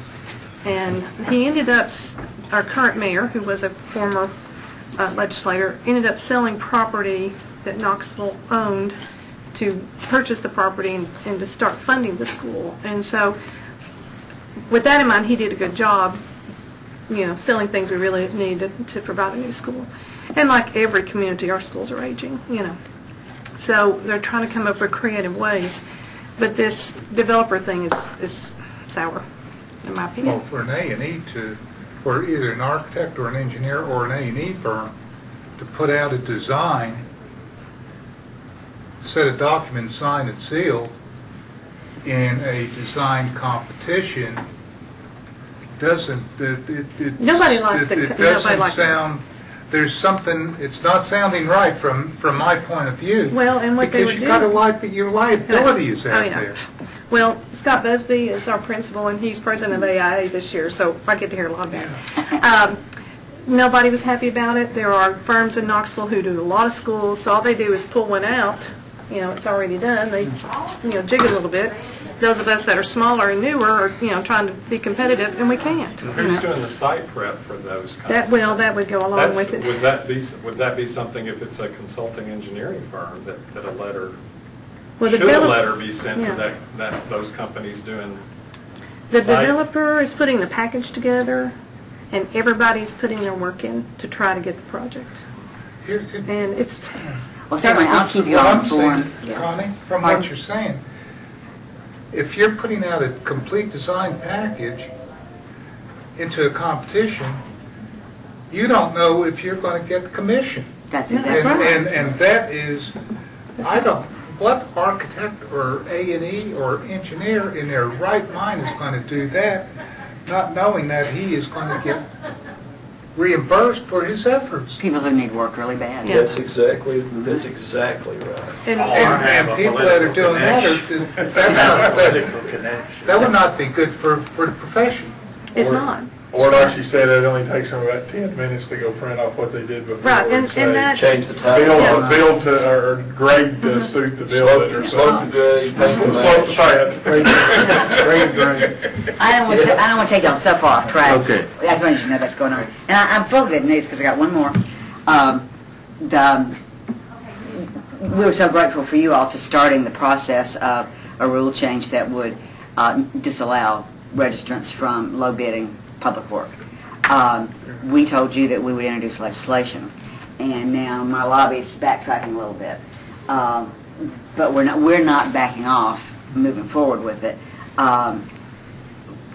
We think now that we're going to try to work harder with the Attorney General, because we believe the last Attorney General opinion, which said you could use fee as one consideration in the selection process, and we know one becomes any or all. We think that was based on the wrong portion of code that doesn't even apply to architects and engineers, it applies to IT. So we're really trying to move just so carefully through it, because we moved, too far in the wrong direction, and we ended up making it worse for you all and not better. So you just need to know that we're moving forward slowly, carefully. And I keep losing a copy of that Attorney General opinion. Rob, if you or John has it, or Candy, if you do, I'd sure appreciate getting another copy of it, so I don't have to tear my office apart again. Robbie, you've read that. I know that we have sometime in the last 2 years. What's your opinion about what that says, the Attorney General's opinion? About just using the fee as one component, I think it could probably be abused. Because it is sort of ambiguously stated. Because if you're talking about a small municipality that doesn't have any money, that becomes their greatest concern. Well, that's not exclusive to small municipalities, believe me. It's exclusive to anybody who needs money, short of money. They're supposed to pick the most qualified person for the job in order to run public projects.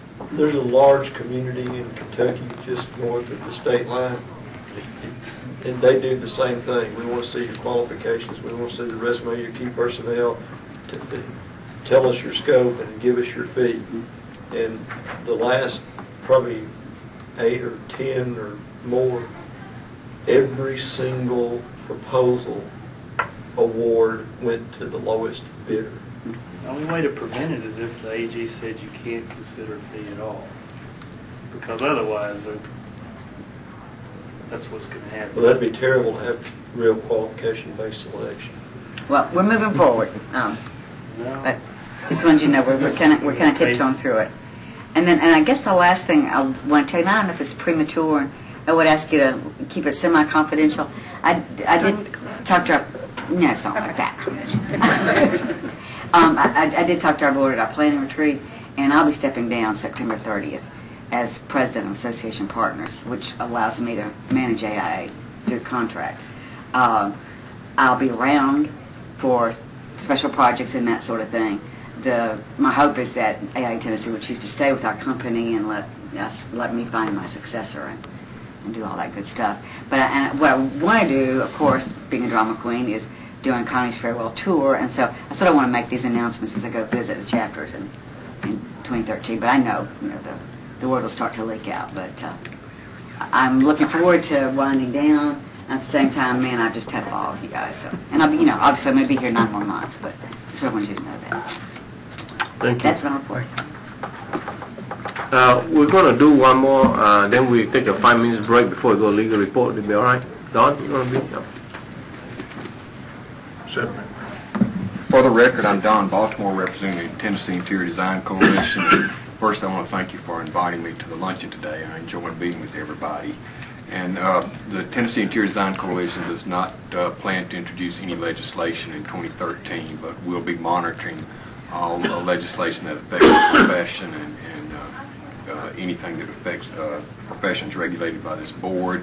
If there's some issues that affect all of us that we can work together, we'll be glad to do that and hope we can. So, as I said, I have a short report, and that was it. So I hope everybody has a Merry Christmas and Happy New Year. Merry Christmas.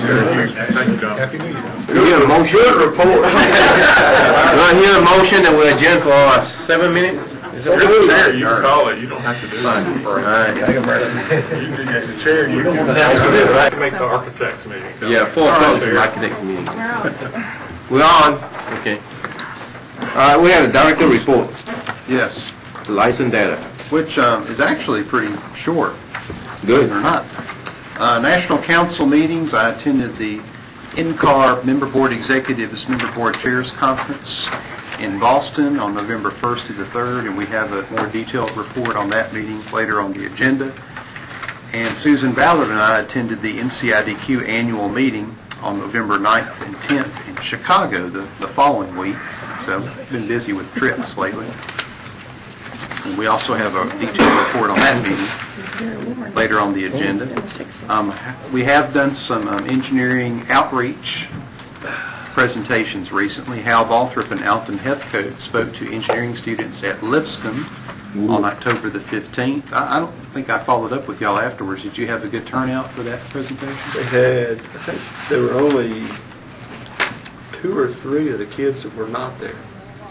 So it was a really good meeting. There were probably 30, would you say? Yeah. Oh, good. Okay, that's about how many Ricky and I had at Union University when we spoke there last week.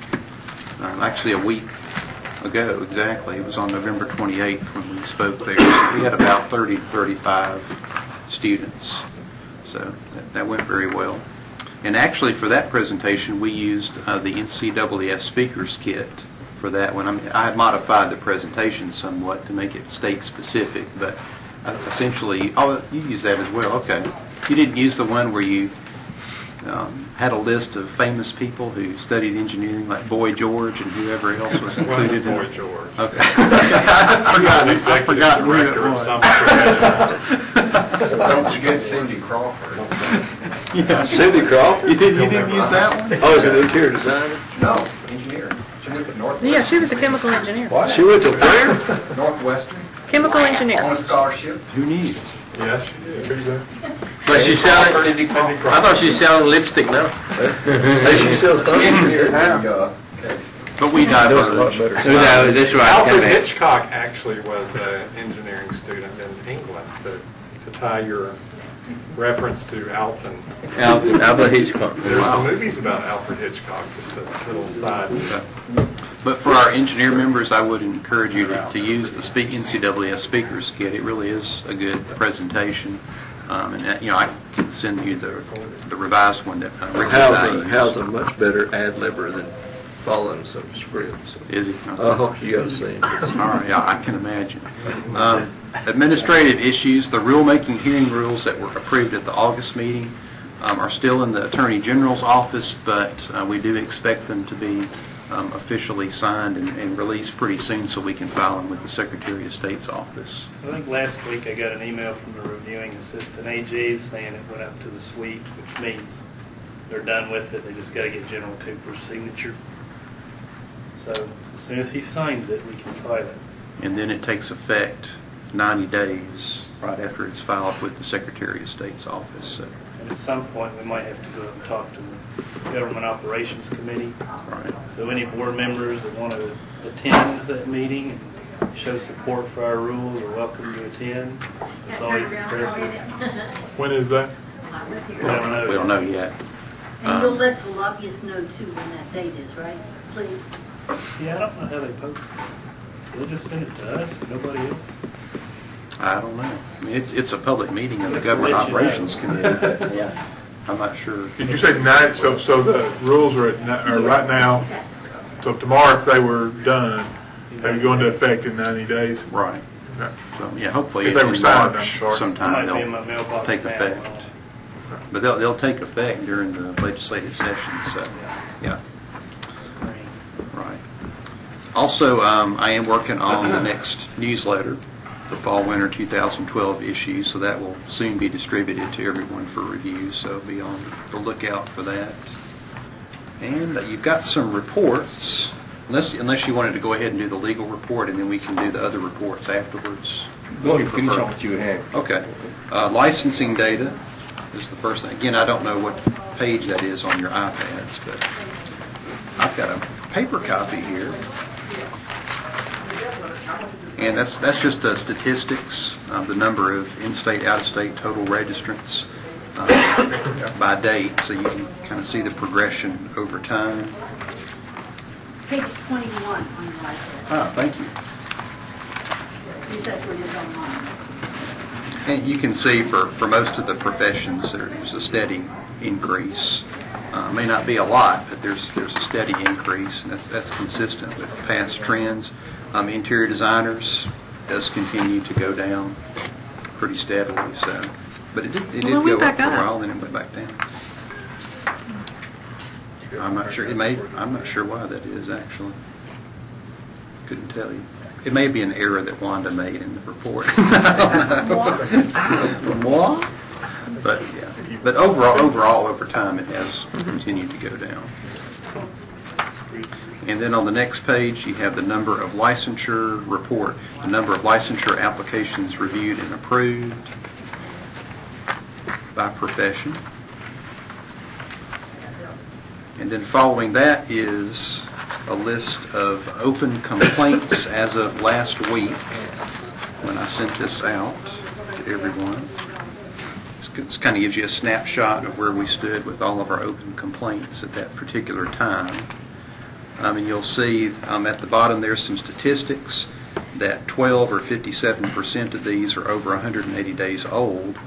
Most of those are ones authorized for formal hearings, but Yeah, I guess, well, no, some of them were monitoring, tracking compliance. But yeah, most of them are for formals. And of those, all of them have had some sort of clock-stopping action, which means they've been authorized for a hearing, or we're monitoring compliance, or a consent order's been issued, or something to that effect. We've got 9 formal hearings authorized to be heard by the board, and our percent on time in the last 18 months stands at 97.26%, which is well above the department's goal. So we're doing good on processing our complaints. And behind that, we have financial data. And on the beginning here, you have the data for the first quarter of our current fiscal year 2012-2013. And I think usually, I don't think I put that on here. Usually that's reviewed by the chair of the Finance Committee, but I believe that is currently Rick Thompson. He's not here, so I can, that's probably why I did it this way, so I can present the financial report. Our revenue has been consistent, really, with the previous fiscal year for the first quarter. With just a very, I believe, a very slight decrease, but it's only $758, so it's, that's pretty insignificant. So we're staying pretty consistent with our revenue. Expenditures also largely consistent. We did have a slight increase in personal services expenditures because we did fill a position for this fiscal year that was vacant in the first quarter of the previous fiscal year, so that's why there's an increase there. What position was that? That is the position occupied by Sandra Dunlap. Oh. She processes renewals and audits. Yeah. So that was vacant in the first quarter of the last fiscal year. Oh, okay. So that's been filled now. We did have a slight increase in third-party professional services because the fees for the last written or graphic administration of the LARE were paid in the first quarter of this fiscal year as opposed to the last quarter, so the previous quarter. So anyway, that's why that increased. That was the main reason for that. And also our state professional services increased quite a bit, about $13,000, because that's when they decided to charge us building rent, so for our office space. So overall, we did have an increase in expenditures, but a lot of that was just because that's when those expenditures happen to fall. It's not really unusual expenditures. It's just a difference in what quarter they were charged in. And our year-to-date reserve stands at about $234,000, just based on the first quarter. You do have detailed expenditure report behind the summary sheet if you want to drill down and look at some of the detail for that. And you also have a detailed monthly revenue breakdown for your information, as well as colorful pie charts showing revenue expenditures for the first quarter and a comparison chart, this fiscal year versus last fiscal year for the first quarter. Then you have the summary of the report. And after that, you have a report showing the last 4 fiscal years, and this is the report that shows our actual cost backs for fiscal year 2012 that ended in June, on June 30th. And this shows that we have a current reserve balance of, drum roll please, $1,008,596 is our current reserve balance after our cost backs, which total, let's see, $273,783 were deducted. So we're up to over $1 million now. Sorry? Have we done the... Passed well. Have we done the well. grants? Have we sent out the money for the grants? No, not yet, because it takes a few months for those contracts to get That was approved and the money 300. to go out. How much was that? It's $250. Right, but we voted to go to 300. Right. Yeah, this fiscal year it'll be $250, and then perhaps fiscal year 14 it'll be $300,000. Right. Okay. And you also have information, some specifics on how costbacks are assessed behind that report. And unless you have any questions, that concludes the director's report. So we'll end up somewhere 750, around 750 will be our reserve when that gets taken out. Did I mishear? Oh, no. This That is- includes that? This is for the fiscal year that ended on June 30th. Okay, So, okay. yeah, that's a final figure. No, that's fine. Yeah, I anticipate even after the grants for this fiscal year, we'll still be adding to our reserves, which is why we wanted to increase the grants appropriation to $300,000, so we're not socking so much money into our reserves. Although the amount going into reserves is greatly decreased from what it used to be after we increased our grants to $250,000. That's helped, but you know, I think we're still seeing a lot more going into reserves than we would prefer to see. How much will that? Yes, isn't it a nice price? Yeah, but how much will that change when we go to CDT? That shouldn't. Go I mean, it depends on whether we're able to help students pay the exam fees. Assuming that we don't initially. Yeah, we should see actual increase Right. in revenue at that point. Yeah. Right. That's $75 Yeah, per per student. candidate. Any other questions? A couple quick questions. Is there a difference in other states between what a registrant that's physically located in the state pays versus what an out-of-state registrant?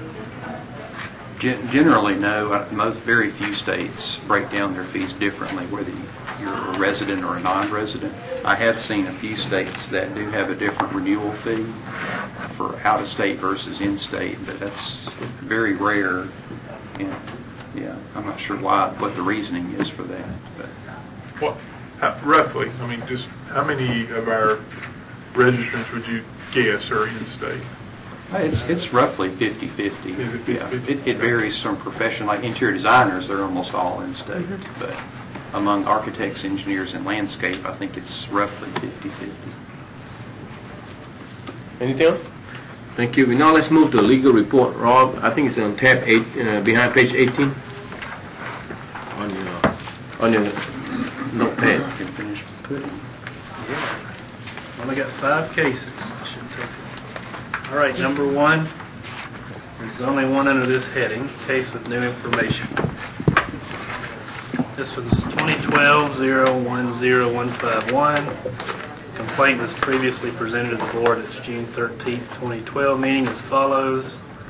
And then in italics it tells you that alleged the respondent, a registered PE, failed to comply with an audit of continuing education hours in violations of the applicable authorities.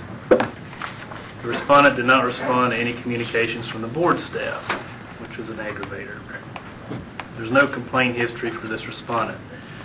And at that meeting, the board accepted a recommendation to authorize a formal hearing and issue a consent order for a civil penalty of $1,000 in recognition of the lack of response. A 90-day period in which to obtain the required continuing education hours for the current audit, a requirement to submit to an automatic audit of the new renewal cycle, and a requirement to take and pass the law and rules exam. And here's our update. In our intervening time, the respondent has returned an acceptable audit. So this isn't really a complete recommendation. The recommendation would be to rescind the consent order and issue a letter of warning with the requirement to take the Phillip exam. Because apparently he has submitted an acceptable audit, which is what we wanted him to do to begin with. But I guess the aggravating factor is that he ignored the board several times, isn't it? Yeah, but we got his attention later on. Yeah, but then you don't have to have three warning before he gets attention. You know? That's my comment. Well, that irritated me too. Did we give him, I mean, we sent him a letter saying you owe us $1,000 and an updated audit? That was what the consent order offered him. Did he have to pay his $1,000? No, rather than accept a consent order, he performed, he completed the audit, sent that in to us. And see, I think that's letting them all, I mean. We're letting all easy.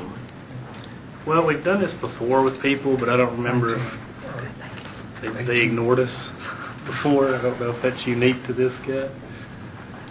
Did he give you any reason why he didn't respond to the audit? Well, he didn't respond to me. He apparently responded to the staff trying to catch up with his audit. Did he have an excuse for that? Not that I'm aware of. I don't Just think send I reviewed the documentation. So he didn't ever respond really to me. I sent it to litigation, and apparently he responded to the litigating attorney whenever charges were threatened to be filed that sort of got him going. So your recommendation is the letter of warning and... Law rule exam? Yeah. That's a recommendation. You'll have to take it. If you want to slap him for ignoring us, putting us to all this trouble. This case is June, so it's 6 months old. What's the pleasure of the board? You share the recommendation from our attorney? Is this what we've done before, you said, Ron? It's consistent with Yeah, previous? whenever we have a problem like this, but I don't remember if those people were so much trouble to get a hold of, which is an aggravator that would set it apart from what we typically do. But yes, this is the precedent. This is what we normally do. Now, if he ignored the board, you know, on 3 different occasions, I would think that even a monetary fine would be needed, considering that, you know, your time gets spent in trying to get a response out of them. Well, just to make sure I understand, he didn't respond at all until he understood that he was going to have a $1,000 fine. Is that right? Well, it came to me because he didn't respond to the board, which I think they sent it out U.S. mail the first time, certified mail the second time. If they don't respond, it becomes a complaint. Okay. I presented it to you in the italics. That's verbatim lifted from when I presented it the first time, at which time I told you the aggravator was, he didn't respond to us. Right. Recognizing that with $1,000 in civil penalties. He didn't respond to the consent order in a timely manner, which they have 30 days, after which time I sent it to our litigating attorney. So I sent it to Adrian, and he apparently communicated with this person and got the audit that was sent in to John's office and was reviewed by somebody for compliance.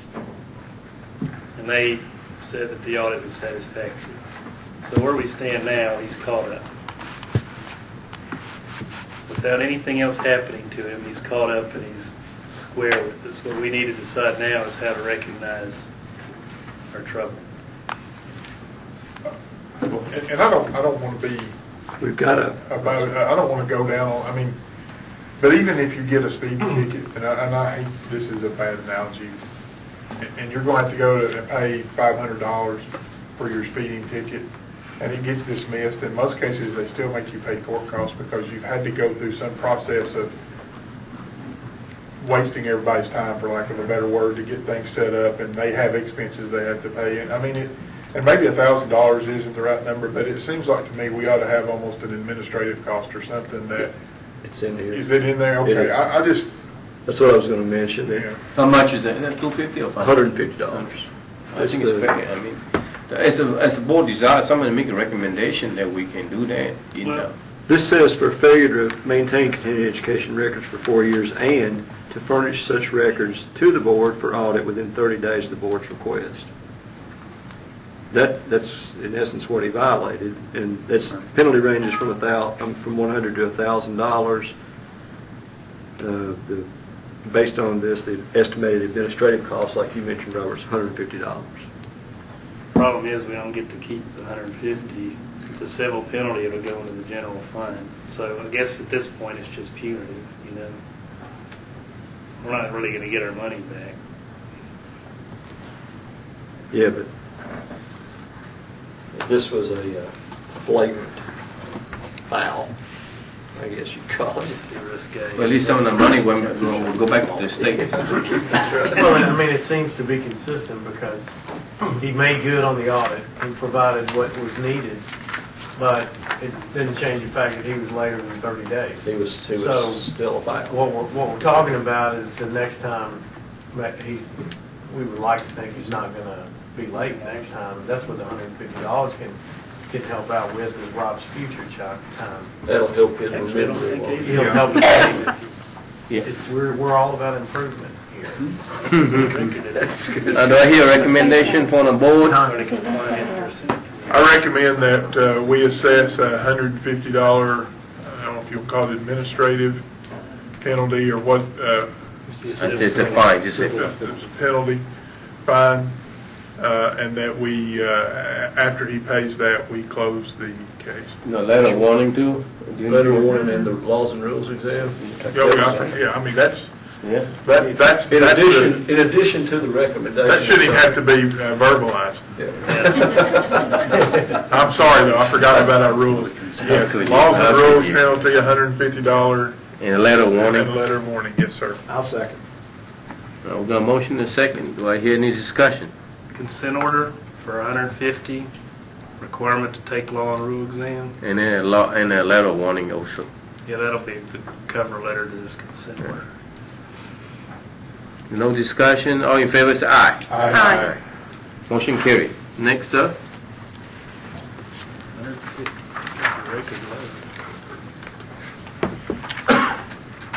It's the season of giving. Thanks for your support. We're trying to be compassionate. All right, new cases. Number 1, 2012-022721. This complaint alleges that the respondent, an architect, committed misconduct by involving himself in business practices that are not beneficial to the client, in potential violation of Rule 0120.02.021, which is proper conduct of practice. The available information in the matter tended to indicate a business dispute, but to determine if there was any conduct committed by the respondent that could be disciplinary, the materials were forwarded to an architect board member for review, and that was Mr. Thompson. He's not here. He was assigned to analyze the information and return conclusions that strongly indicate a contract dispute based on client-owner changes and cost adjustments to which the respondent was not privy. The board does not regulate specific business practices that fall outside standards of practice and the code of conduct. All the respondent's records are in good order, and there's nothing to indicate any misconduct on his part. So Rick sent me his review, basically saying what I just said. He didn't see any indication that the respondent did anything that violates any of our law and rules, and that this is a, I guess you could say, badly constructed contract where change orders and stuff like that happened outside the respondent's knowledge, and he was required to do, or asked to do, more work than he really thought he had to, and had trouble getting paid for it. Nothing that really constitutes misconduct as far as we're concerned. So his recommendation is to dismiss and close the case for lack of disciplinary grounds. I move we approve the recommendation as stated. I would second that. Okay. Any discussion with a motion and a second? Call for vote. Call for the vote. Okay. Vote. All in favor say aye. Aye. Motion carries, sir. Next. All right, number 2, 2012-023361. And this complaint alleges the respondent is a licensed PE, has committed misconduct by providing engineering services outside his area of competence in violation of TCA 622308A1B and Rule 0120.02.03. In particular, this matter involves services provided in conducting a home inspection, and these materials are forwarded to Associate Engineer Board member for review to determine probable cause for discipline based on the allegation of improper practice. This is Mr. King's maiden voyage. He's assigned to analyze the information and see if there's anything worth discipline. Did you find anything? This is the storm damage report. Did he do it properly? What happened in this case, an engineer was hired by an insurance company to evaluate hail damage on a residential structure, and the homeowner didn't like the report, so he filed a complaint. I read his report, and it was very, very detailed. He talked about the energy dissipation when a hailstone hits a shingle and what it does, and whether it just causes the aggregate on the shingle to become detached, or whether it's large enough and it impacts with such a force that it damages the fiberglass mat underneath. Bottom line, he concluded there wasn't any damage, and when I read his report, I didn't find any malpractice or that he was practicing outside of his area of expertise. The homeowner just didn't like the report because others in his neighborhood got an insurance check. So, you know, that is a point, but I didn't think that was something for us to consider. I felt like that this board should evaluate the report, and if it was a reasonable engineering opinion of the damage and the conclusion, then it was proper. So I did not think that he did anything wrong. So what's your recommendation? To close the Dismiss. file. Dismiss it? Yeah. So your recommendation from the reviewing board member is to close the case because there's no evidence of malpractice, what I hear? Yes. I would move to close the case. Can I have a motion? We move to close the case. Do I hear a second in it? Second. Okay, any question? Discussion? Discussion? Okay, with that say, all in favor say aye. Aye. Motion carried. Oh, it's the season of giving? Just get 2 cases away. Generous. With the chairman's permission, I think I'm going to skip to the last case next because I think the third one might take a few minutes. Okay. And we can just take care of number 4 here. 2012-024-111. This complaint alleges the respondent and licensed PE committed misconduct by having his license suspended in another jurisdiction in violation of 62-2308 and 0120-217. The original matter was relative to the respondent being found to have practiced engineering on 5 confirmed occasions during the period of February 1, 1995 through September 21 of 2009 on a license which had expired without being renewed. The respondent's license was reactivated on September 21 of 2009. The disciplining jurisdiction assessed a civil penalty of $9,500 based on $500 for each of the 15 years that the respondent's license was lapsed and $400 for each of the 5 confirmed instances of unlicensed practice. Additionally, the respondent's license was suspended for 45 days, received a public reprimand, and was required to complete 5 hours of continuing education on ethics. And for us, there's no complaint history. So, after looking at this, I thought about it and decided to recommend a consent order for a civil penalty of $1,000 and a requirement to take and pass the law and rules exam. This individual's not a resident of the state. Okay, he's from out of the state. It's a very unusual story, but he was always licensed here and hadn't done anything to us. And there's no allegation that he's incompetent or anything. I don't know how you could not know your license had lapsed for 15 years. But You know, after the first year. But somehow he only stamped 5 jobs in 15 years, so business must have been not so good. Or else they were giant jobs. But they fell on him pretty hard there. 45 days is not much of a suspension. What Why was, they bother with that? you know, the originating, his state of registration? Yeah. What state? Well, I can't say that. Famous last word, I can't say. It's not an adjoining state.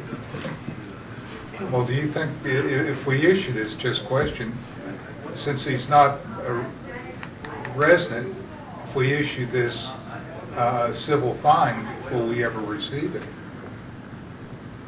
Because he could decide not to, not to continue his license, so that when... Well, that can happen. He can counteroffer with a surrender. Or we can just go to litigation if he doesn't agree to the settlement offer, and you can do with him what you will at the formal hearing. This consent order represents our offer for him to settle the matter without further action. He doesn't have to take it. But on the other hand, it's not negotiable. It's not a contract. Because a lot of them think it is. They think, well, how about if I offer this or offer this? Well, this is what the board says they will accept. Nothing else. So this is what I'm recommending that you offer him to settle it. May not take it. Do I hear a motion for a recommendation? Yeah. Or you want to discuss? I mean, I can discuss whichever. He didn't have any instances in the state of Tennessee, correct? But his license was current in the state of Tennessee the whole 15 years, and no instances. Whenever this became final, it got reported to NCAAS, got blasted every state in the union. That's how we found out about it. Okay. Reciprocal discipline. I just would, I don't know if he had done something in the state of Tennessee, I would feel more strongly about a penalty. So, and maybe we still do a smaller one, but I mean, I'm just throwing that out right now as something that looks like he's been penalized in the jurisdiction, and it didn't look like what he did must not have been just unbelievably bad for it to be 500 per car. But that, I mean, whatever. He didn't do it in the state of Tennessee. Right. And I would feel more comfortable with if we're going to do a penalty, a smaller one. I've got a question on his continuing education. Did he renew his license in Tennessee based on continuing education reciprocal from his original state? I don't know when he's supposed to expire. I don't know if it's come up yet. Sure. Oh, so you're saying that he wasn't licensed in Tennessee from 95 to 2009? He expires in 2014. I don't know for sure if his registration is active. If it was, he's been reporting continuing education to us. Usually on my new transmittal they put when he was initially licensed. They didn't do it here. But he expires in 2014. Ricky, you got a question? I do. Our rules, and I don't have them in front of me, and I know there are the actions and our typical fines. I think there's a chart or something like that. Is our rule that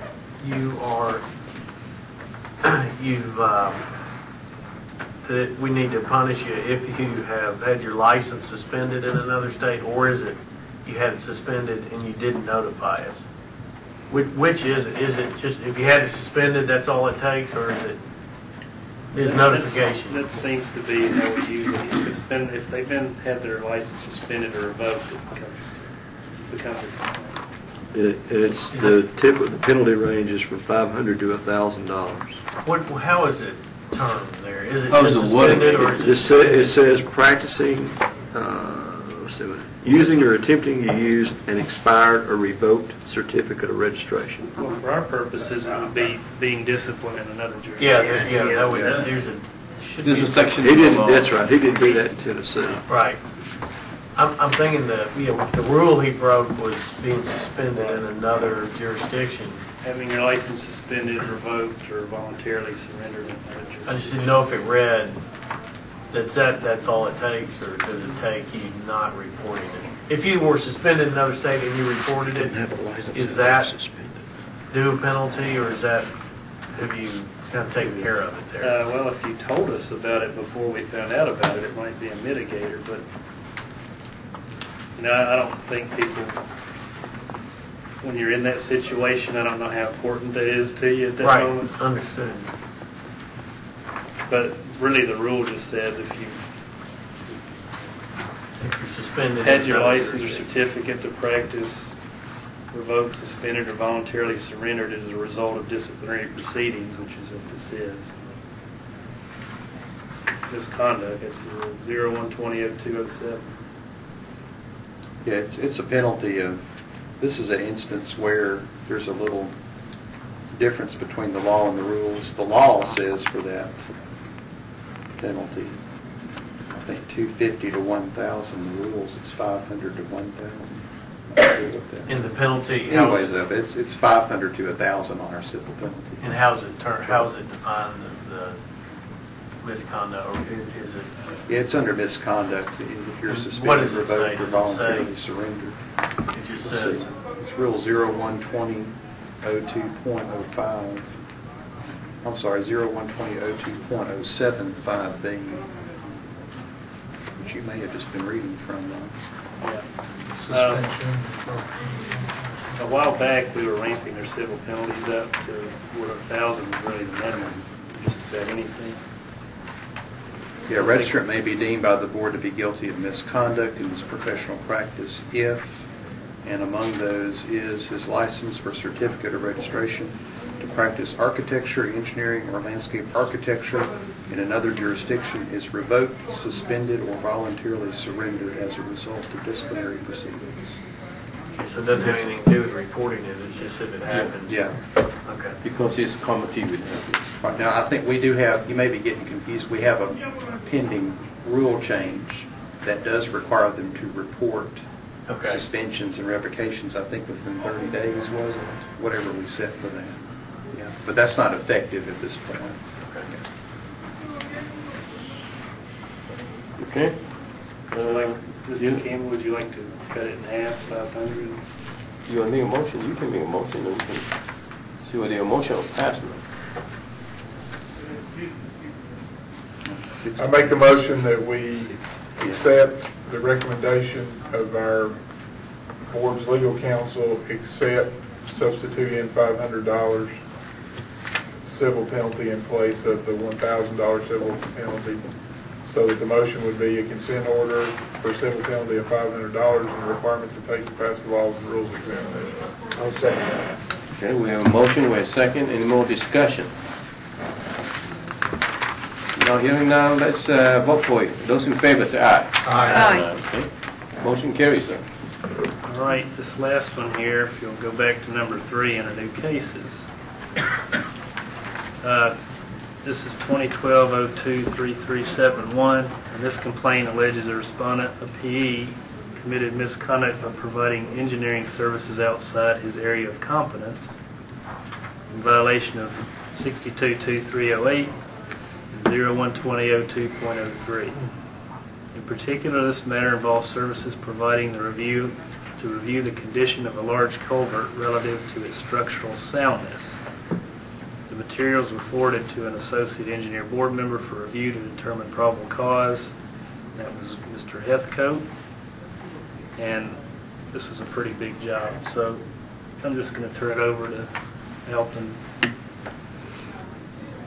if you want to give a report. Okay. Or I don't know if you want to ask for a recommendation, but you just need to brief the board. How much should I? Well, this was a scary project. It's a major culvert going under a major runway at a major airport facility, and the complaint was incompetent practice. The airport authority had hired a consultant to review the structural integrity of this culvert. The complainant claimed incompetence in that review report, because he had gone through the same tunnel and had significant concerns, and provided the complainant's not a licensed professional. He's not a licensed engineer, I should say. The firm that conducted the report used engineers that appeared to have qualifications, although they really didn't practice in Tennessee. These individuals did. There is an office of the firm in Tennessee. But to me, there's a tremendous amount of liability associated with this. The complaint file is hundreds of pages, which I read. I got it last Thursday, and I read it this weekend. My recommendation is, I've got a list of 13 questions that I think we should ask a licensed professional structural engineer with competence specifically in this field to answer for us.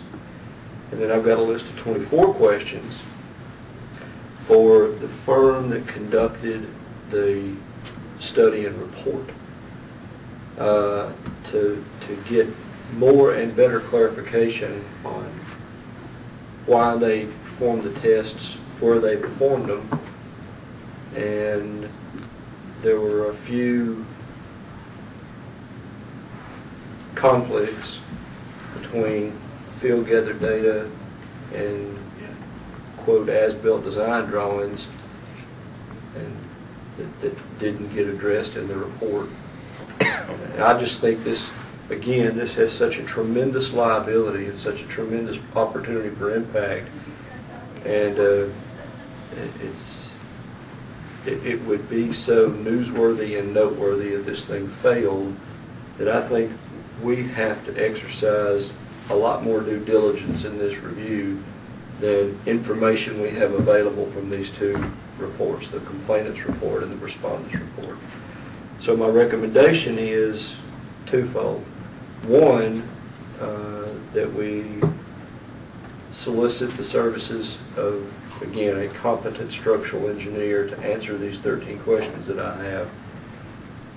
And then the second and parallel track to that would be to do a telephone interview or personal interview if they choose with the two engineers who sealed the report and their subconsultant who performed the testing. I have something else I'd like to add to it because John and I discussed it. There's two issues here. There's safety and there's the licensing issue, which we're going to deal with the guy's license issue. But we also need to do something about the situation. Of course, we don't have the authority to say nobody use that until we know more. But what we can do is after our informal conference, we can send a letter on behalf of the board to the authority having jurisdiction that, you know, we feel that you need to look at this, that what's going on based on our analysis of what happened, even though we can't shut anything down, we don't have that authority, but we could send a letter on behalf of the board based on what you find out as soon as you find it out, not wait for the next board meeting to get permission to send a letter. If that makes any sense. It might have some influence on the authority that they need to send somebody out there to really take a look at the condition of that situation. Question. This is in the airport's in Tennessee. Yes. And the consultant's office is in Tennessee. They have an office in Tennessee. An office in Tennessee. Correct.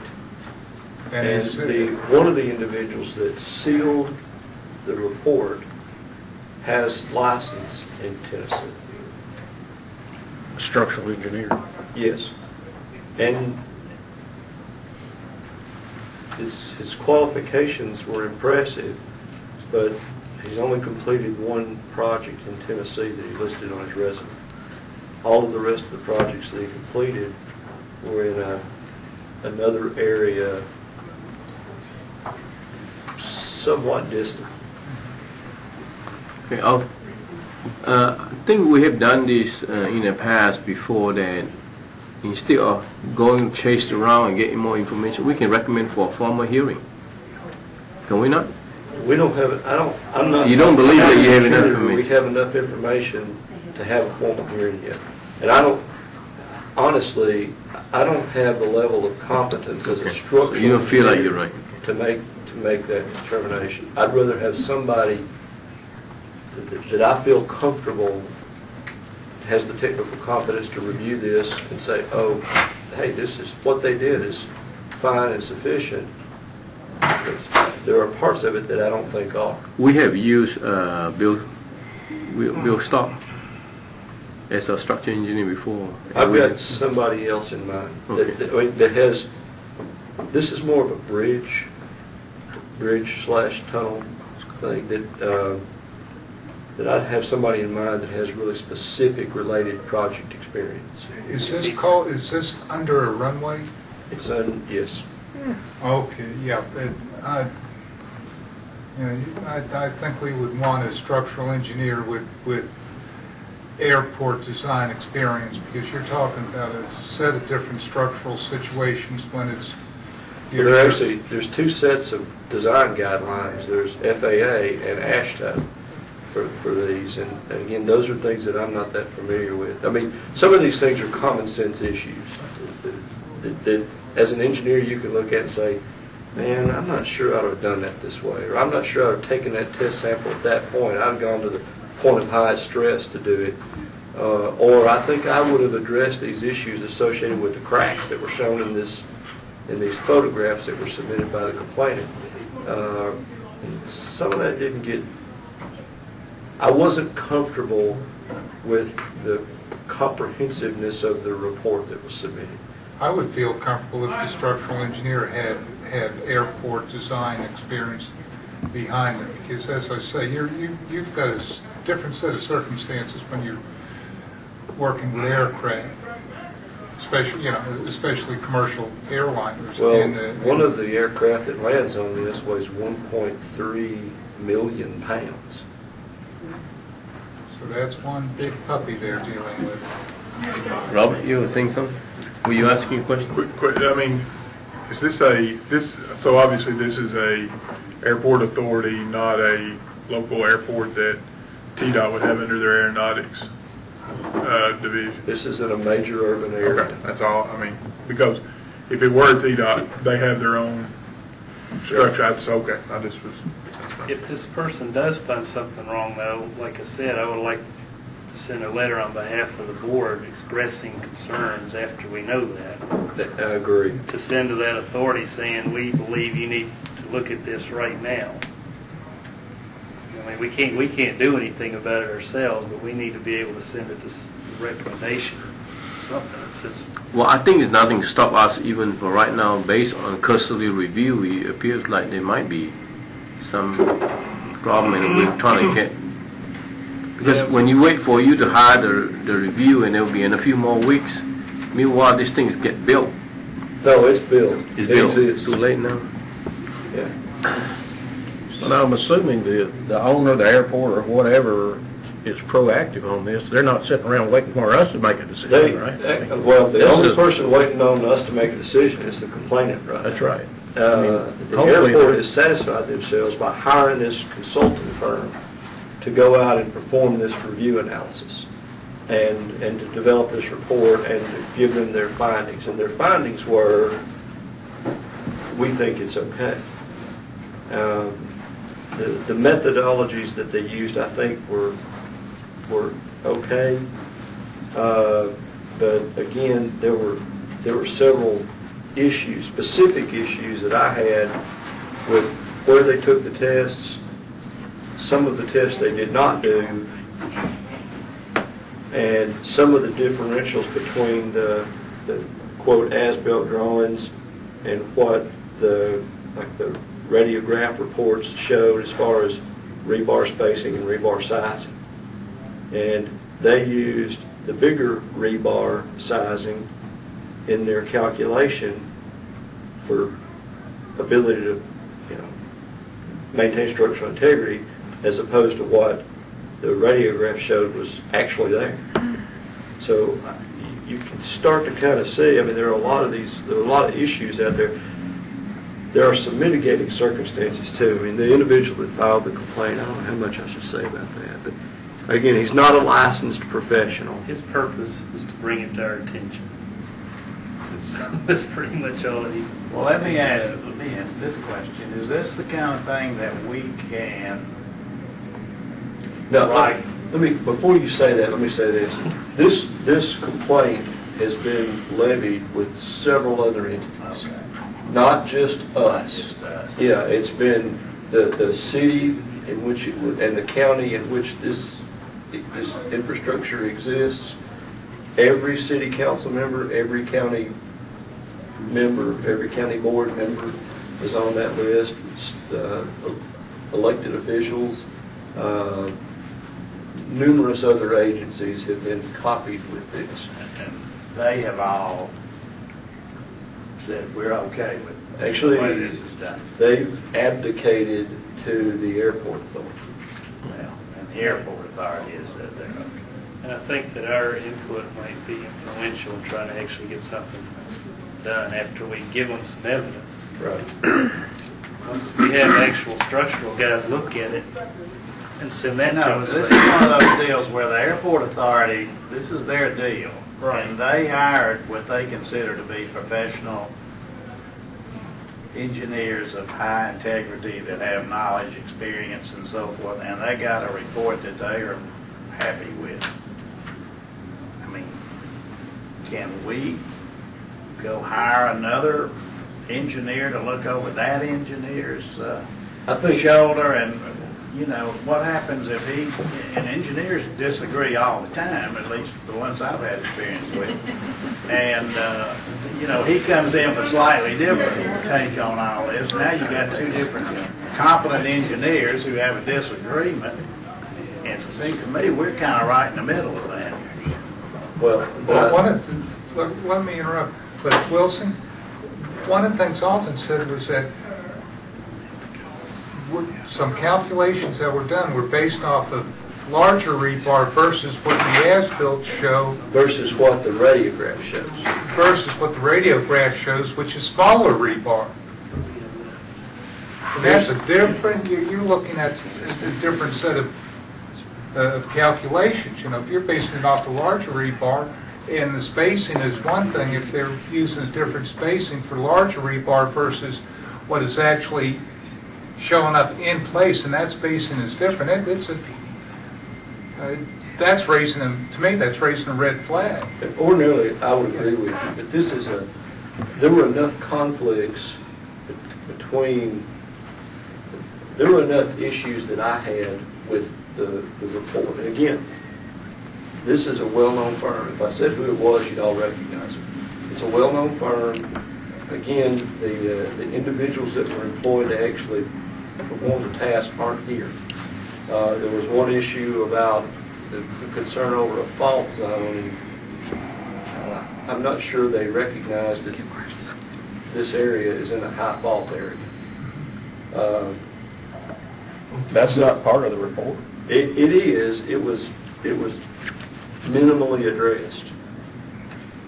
So I feel like there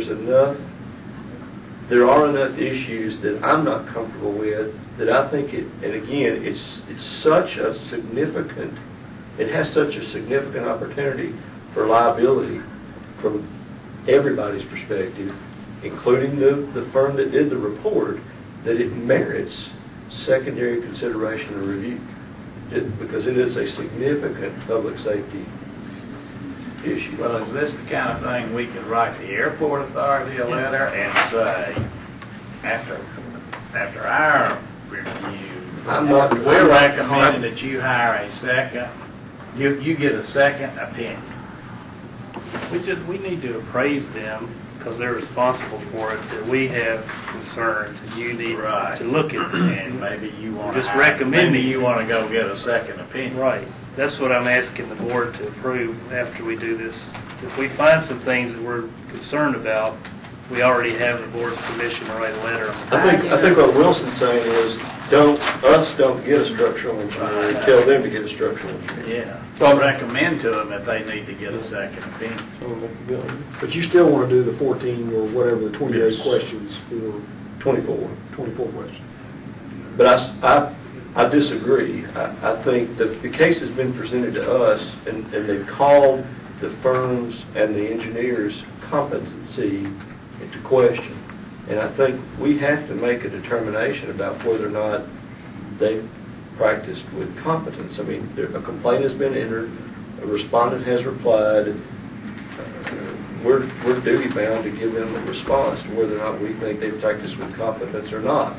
In order to determine whether or not they practice with competence, I don't know of anybody on this board that has the level of competence to make that determination, and it's such a significant issue, I think that we should solicit input from somebody in our practice that does have that level of competence. Well, person that made the complaint, did they list what their expertise was in any of this? No. Okay. And they, again, they're not a licensed engineer, but they have gone down each of the tunnels.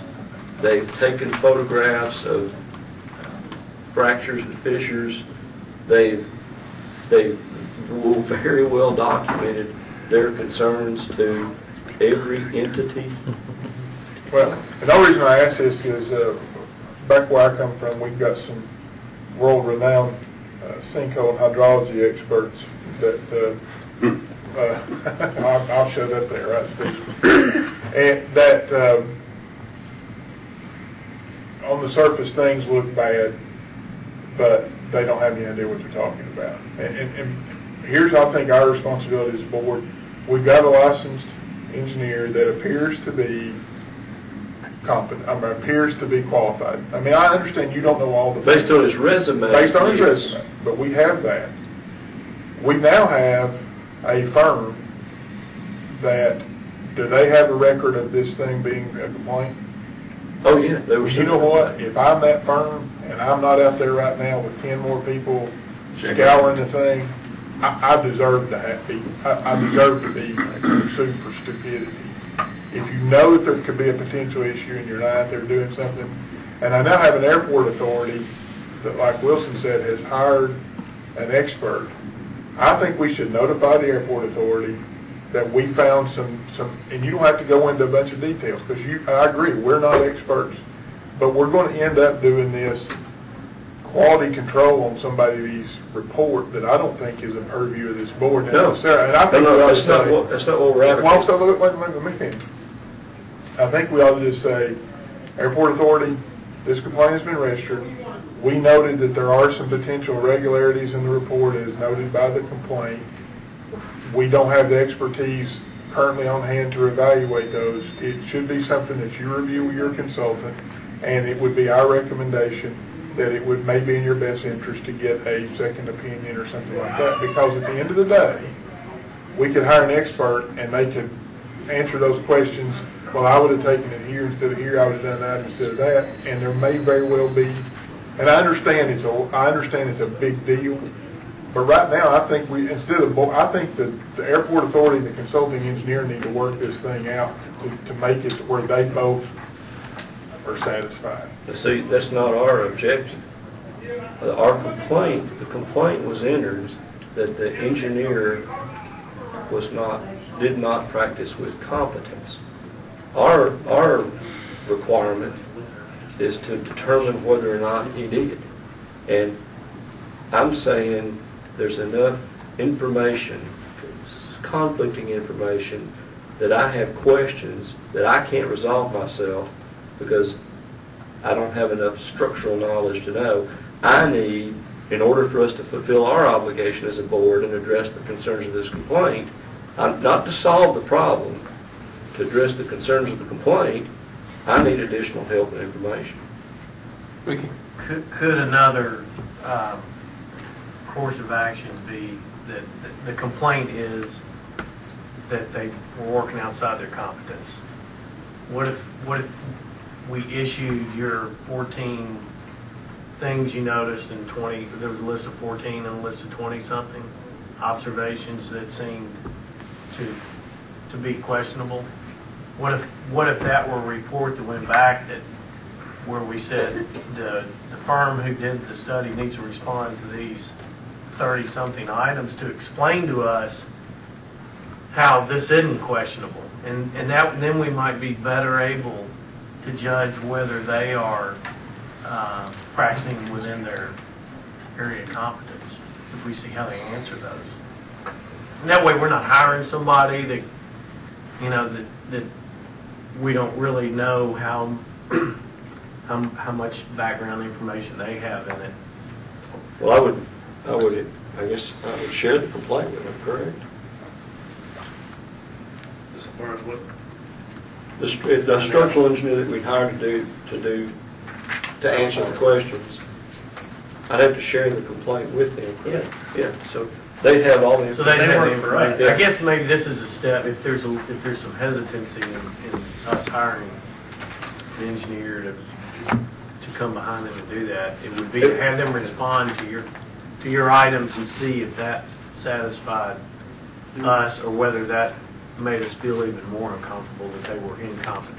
The attorney work product, anything that he discovers is not public. The only person that has That Alton the only person that has it right now is Rob. Right. My recommendations. This person would also probably become our expert witness if it went to a hearing. The person we would hire. Is that what you're saying? Structural The person. person that we would use to do this, Because we're answer these going questions. to need an expert if this went to litigation for exactly the reasons that we're Well, talking. I guess I'm wondering if we're not to that point yet.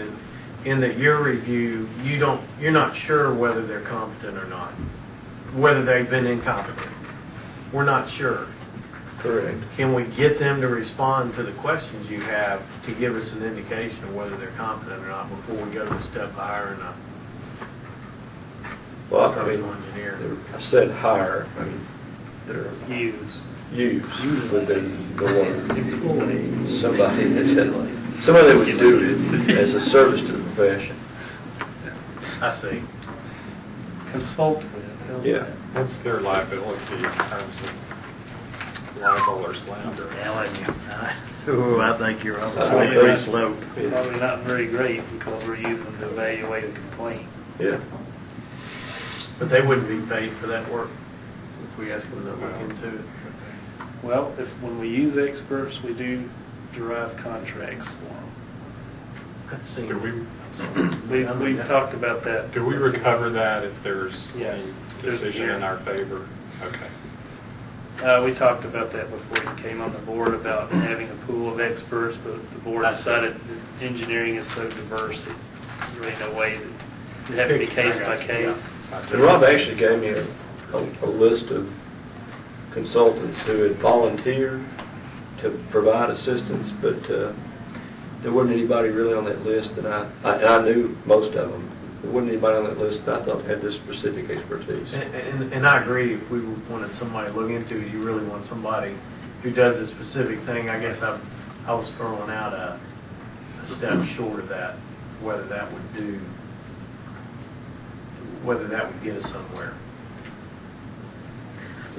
Well, the respondent has already replied to the complaint, saying, But he hadn't responded to your question. No, he has not. Like that rebar, just but that's an that's example. one of my issues is I'm not smart enough to know all of the questions that I should Gotcha. be asking. Okay.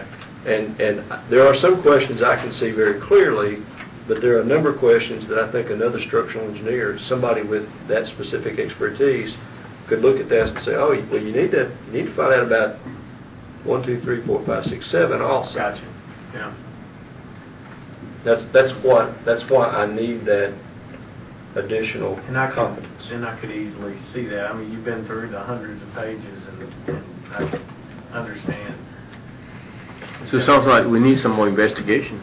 I've got one question. Let's suppose we get a licensed structural engineer, expert in airport underpasses, review this, and they say everything's fine. We return we're all happy, and then it falls in. What liabilities do we take on? Well, that's my issue. I think that we owe ourselves, this board, and the people that we represent, which is the state of Tennessee, the exercise of due diligence. And I think a component of that due diligence would be to get somebody else to look at this who has that specific expertise and say, and again, we're not adjudging whether this is safe or not. We're only adjudging whether or not this engineer practiced with competence. Bill, I think it says outside his area of competence, not whether or not he, this may be a guy that's done this 1,000 times, and he still may screw up. He may very well. But again, the complaint was an issue. Something he's not familiar with having done before, or has a resume says he has. Well, to answer your question, we don't derive liability because it's not our jurisdiction. We regulate professional engineers and evaluate them for misconduct or incompetency. If we say that, well, it looks like you did everything correctly, you could have done it better, but it all fell within our minimum standards and it falls in, it's still the airport authority's problem. Yeah, but again, going back, zooming back out to 30,000 feet, our issue is not, granted, it's a significant concern, or I have as a significant concern, but the real task that we have, the assignment that we have, is to determine whether or not they practiced with competence. And I don't have sufficient, I have enough common sense to recognize that there are some issues that I have with what was done, issues, maybe concerns with what was done. But I also recognize I don't have the level of competence to make a determination whether they followed all the appropriate protocols and procedures and the calculations are right. So I need additional support in order to make that determination of whether or not this was competently prepared. If we determine that it was, we have that finding, we've exercised our due diligence, and like Rob said, there's nothing they can do to hold us liable, but certainly if they have some level of failure, then the airport authority and probably through them that consultant certainly could be. I think you're going to get a report back that said, well, I might have done it this way, maybe I'd do it that way, but, this is probably within the realm of good structural practice. I mean, I don't think you're going to get, I don't know, if you were doing a project and I got mad at you because I didn't think you had done it correctly, and I'm not a licensed engineer or anything like this guy, and I mean, I can go get probably another report somewhere that's going, now why didn't the guy go get why didn't he hire his own engineer to go review this report and see if he couldn't get a second opinion? Because he didn't want to spend the money, or what do you think? I mean, the airport authority thinks they're competent. Yes, the airport authority thinks they're competent. I can't imagine. What's the complainant's role in all this? He formerly worked for a significant user of the airport facilities. He's probably a pilot or something of the major airlines. He's worried about it collapsing when the plane lands on that thing, which is I can see where he might be. So is this a culvert or a bridge? It's a culvert, but it's a box culvert? A quadruple barrel, nearly 1,600 foot long box culvert. Under a runway though, right? And what's the longest span? Well, Is it relevant to me? Yeah, y'all are fishing for a lot of details. Yeah. Well, it's all, I'm getting that, what test did he run? You have to know what kind of structure it is. It's a concrete structure. It's a reinforced concrete structure. If you got a 12-foot span on your culvert, that's different than if you got a 6-foot 4-barrel. You got a little bit better. So what was the test that he ran? Where he could, he ran ground penetrating radar. Well, he hired a consultant to run ground penetrating radar, radiology, and alkali silica analysis. In addition to just a visual observation. So is the concrete expanding? Is that what he was looking for? The alkali aggregate? No. Reactant? they had no finding from the ASR report. The reports specifically that I was concerned, they also did core testing where they could. Some of the issues that I had were that there were, again, if that thing is this long and the runway sits right here, the tests were done right here. And it looks to me like you want to test it where the highest level of potential stress would be. There's evidence provided by a complainant of cracks and fissures at different locations, and there was Is there any exposed rebar in these pictures? There is. There's spalling in a couple of them, and the rebar was a half inch from the face of the structure. That's how it was built? Correct. Apparently so. Which is in conflict with what the design plans show. The design plans show 2.5 inch from the face of the concrete, and each way in each face. Then, can I interject for a minute? I know we're going to get into all it, but what I'm hearing from you is that you're not ready to make a decision, recommendation. I am not capable of making a decision. Okay.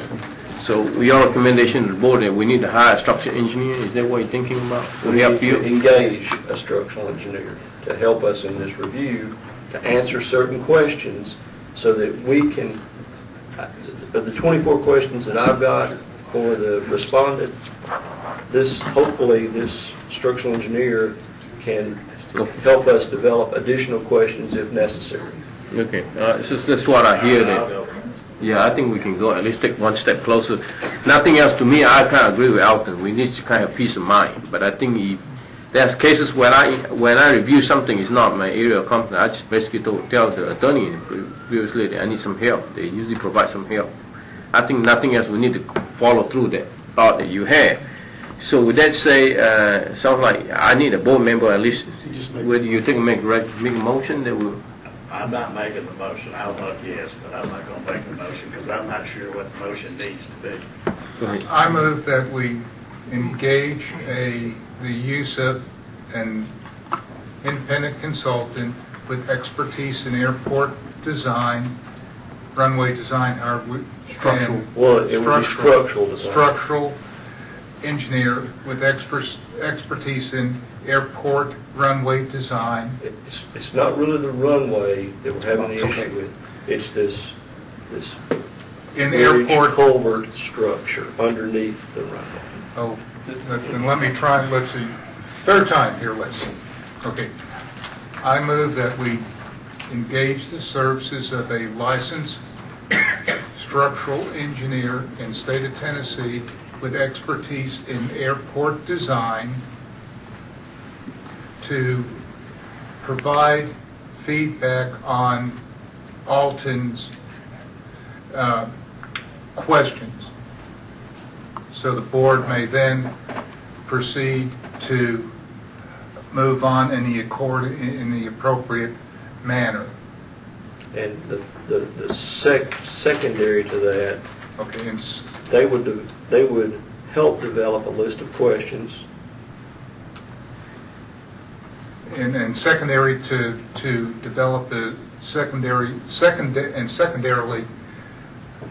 help in providing additional questions that to the respondent.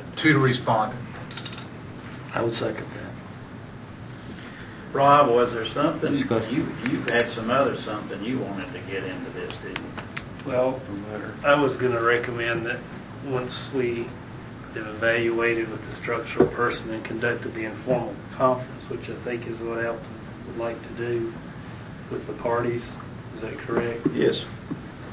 We get the structural guy to evaluate what we want him to, then take him and his expertise and have an informal with the respondent, the parties, to find out the situation. If we do find... I think let's move on his motion. Okay. To assist. Okay. Any other discussion? Yeah, because going along, we do that, then that gives Alton the guidance needed so that we can take the next appropriate step. The next step after that would be to do you're going to be in an informal or teleconference with the respondent? I think right now, what sounds like after all this discussion, Alton just needed some guidance. He's not comfortable giving any decision, make any decision or recommendation. Is that correct? That's correct. Simply put. So any more discussion?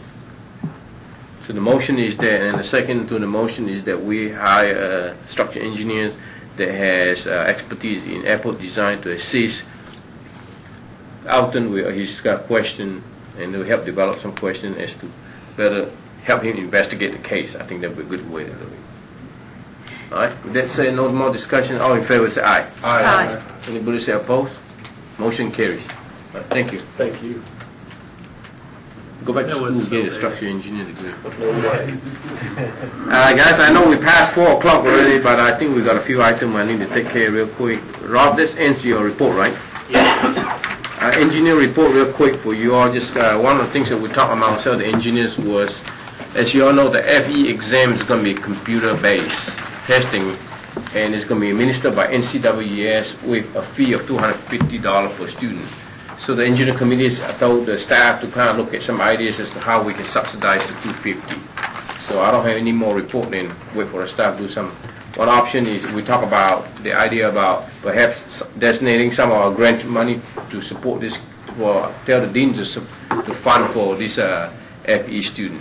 So that's what the main one. The other one we talked among ourselves was the licensure for professor. How do you get these people licensed? Yet they are highly theoretical people. They are teaching engineering courses, design courses, and they don't have PE. So one of their complaints is generally, well, because we have so many foreign professors, ABET, they may not have gone to an ABET accredited school, but as Hal's pointed out, that's really not the case anymore. ABET accredits a lot of international programs. So we're going to continue to pursue that. So the other thing that we'll talk about, which is the destination to attend the Southern Zone meeting and annual meeting. The two that's going is Hal and Ricky. Alternate to that, Stephen King and Robert Kimball. Then John and I will be attending the board president's meeting in Atlanta, February. That's pretty much all we have on engineering committee.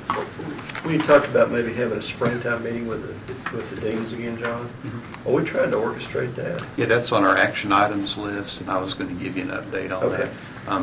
So far, I haven't heard from very many of them, and I don't have a consensus on the best date at this point, so I'm going to follow up with them and the ones I haven't heard from and try to determine what would be the most convenient date for them, whether it's February or April.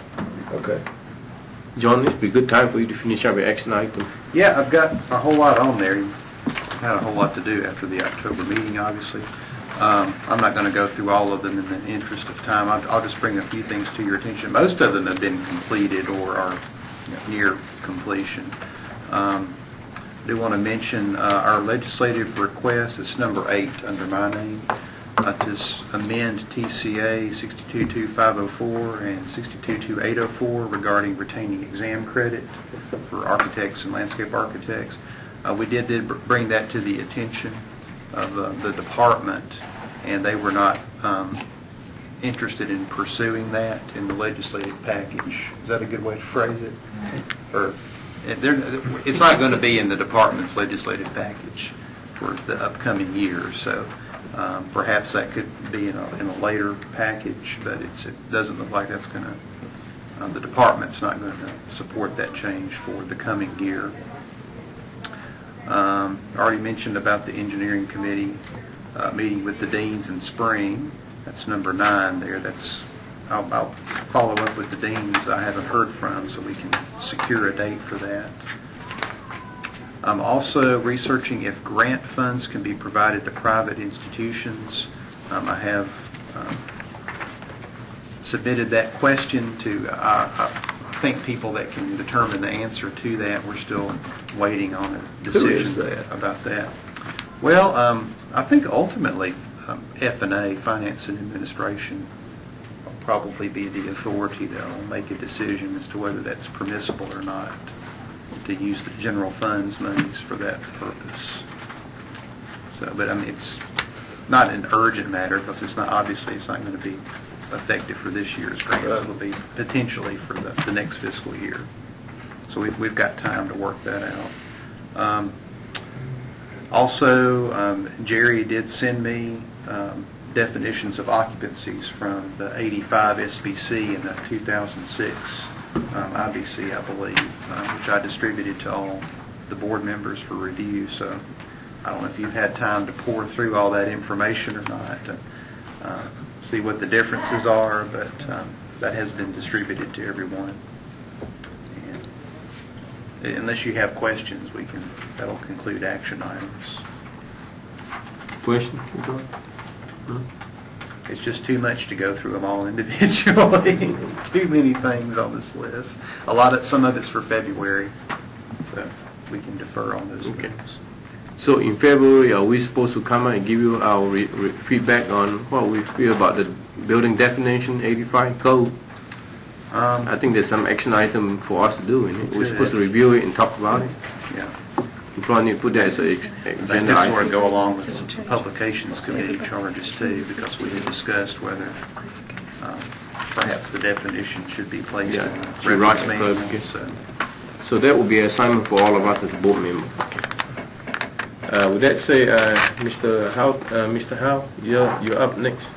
You talk about, it's on page 842 if you want to look at it. How it's going to talk about.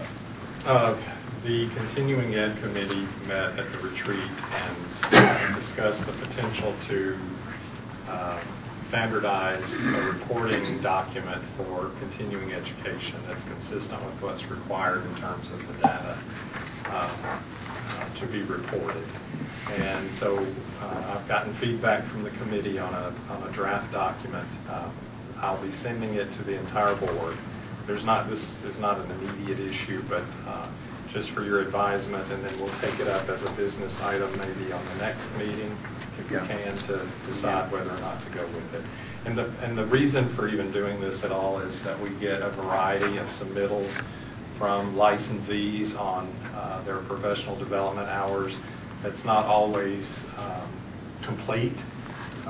And it requires the staff to, in turn, make multiple contact with the licensee for additional information. And we're hoping that moving in this direction will reduce or eliminate that need. So hopefully it'll be an efficiency issue. That's all I have. Thank you. And I sort of like the format. Engineering committee talked a little bit about it. We like the format. I think Kenny had some question about it, so I think so far my feeling is that it's pretty positive feedback. Do we need to vote on this next meeting, or? Well, if I can, I'll share the draft document with the entire board and get any additional feedback, and then if it pleases you and the board, we'll put it on the agenda for the next meeting for formal action. Okay, sounds good. Good plan. Thank you. New business, John? This is a report on the NCAR Member Board Executives Member Board Chairs meeting. Rick who's the chair of the Architect Committee, was unable to attend, so I did attend that meeting. And you've got the written report in your attached materials. I'm not going to go through that because you know how to read. And I'll just bring one thing to your attention. Continuing education implementation, 25 jurisdictions have either adopted or are in the process of adopting the new NCARB continuing education standard. And that's basically the standard where it requires 12 hours per calendar year. There's no provision for carryover hours, and they all have to address health, safety, welfare issues. So those are the primary ways in which that differs from our continuing education requirements. Tennessee is listed among those in the process of adopting those requirements, since the architects have, in the past at least, they've expressed support for adopting those changes just for the architects regulated by the board. I do have a question on that. Yeah. I'm licensed in several states, and the continuing education ranges from 12 to 15 hours usually. The problem that I see is their fiscal year. Like some of them start in January, some of them start at your birthday, some of them start in June. one of them's even in September, October. Every one of them has the 12-hour requirement in that year. But you can't get 12 hours to fit all those Yeah, that's categories. what this is. Are they going to change it to where it's fiscal year? Or? It's going to be calendar year. That's what this is intended to address, where in every state, you're just going to be required to get 12 hours or whatever number the state sets within a calendar year. So you're not going to have to worry about keeping track of all those renewal periods. Because in Tennessee, it's 2 years prior to your date of certificate expiration. So it varies for everybody. And yet, if you're registered in multiple states, it's a real headache. So, and this is on the agenda for the Architect Committee, but there's a couple of draft options for your consideration, how we could address this. In the past, we've only talked about adding a separate chapter to our rules, just for continuing education for architects, setting up a separate chapter for them. But South Dakota has another option that I found pretty intriguing. I thought it might be something we would want to consider because, like us, they are a joint board. They have multiple professions on their board, architects and engineers, I think landscape too. And they have, instead of a new chapter of their rules, they've simply added an additional rule to their existing rules that gives architects the option of either obtaining 12 hours per calendar year or meeting their existing requirements. So it gives them an option, which I thought that was an interesting approach. And it's a lot simpler in that all we have to do is just adopt one rule that would give architects that option. And also I thought that would be far simpler if down the road the other professions regulated by the board decide to go in that direction. I know you don't like the idea now, but it's being discussed by NCAAS, it's being discussed by CLARD, NCIDQs. It's not on their radar at this point. But eventually the national councils may be urging boards regulating your professions to do something similar to this, perhaps identical to this. So down the road, if we want to adopt the same standards for everybody, it might be easier. We're not going to have to delete chapters and go through all that mess. But just a couple of options for consideration. But that's it for my report. Thank you. I know, apologize that we kind of rushed you through the last few minutes. Is there any other thing? But not, I hear a motion to adjourn. I'm sorry. There's 2 pages on the second page. Oh, did I miss the second page? I'm sorry, Yes, Susan. yeah. When you said he's done, I was like, okay. Susan, So the I'm best sorry. for last. As John stated, we went to Chicago for the National NCIDQ meeting in November, and there are upcoming exam changes. They are going to computerize these testing for 2 of the parts, and third will still be the drafting examination portion.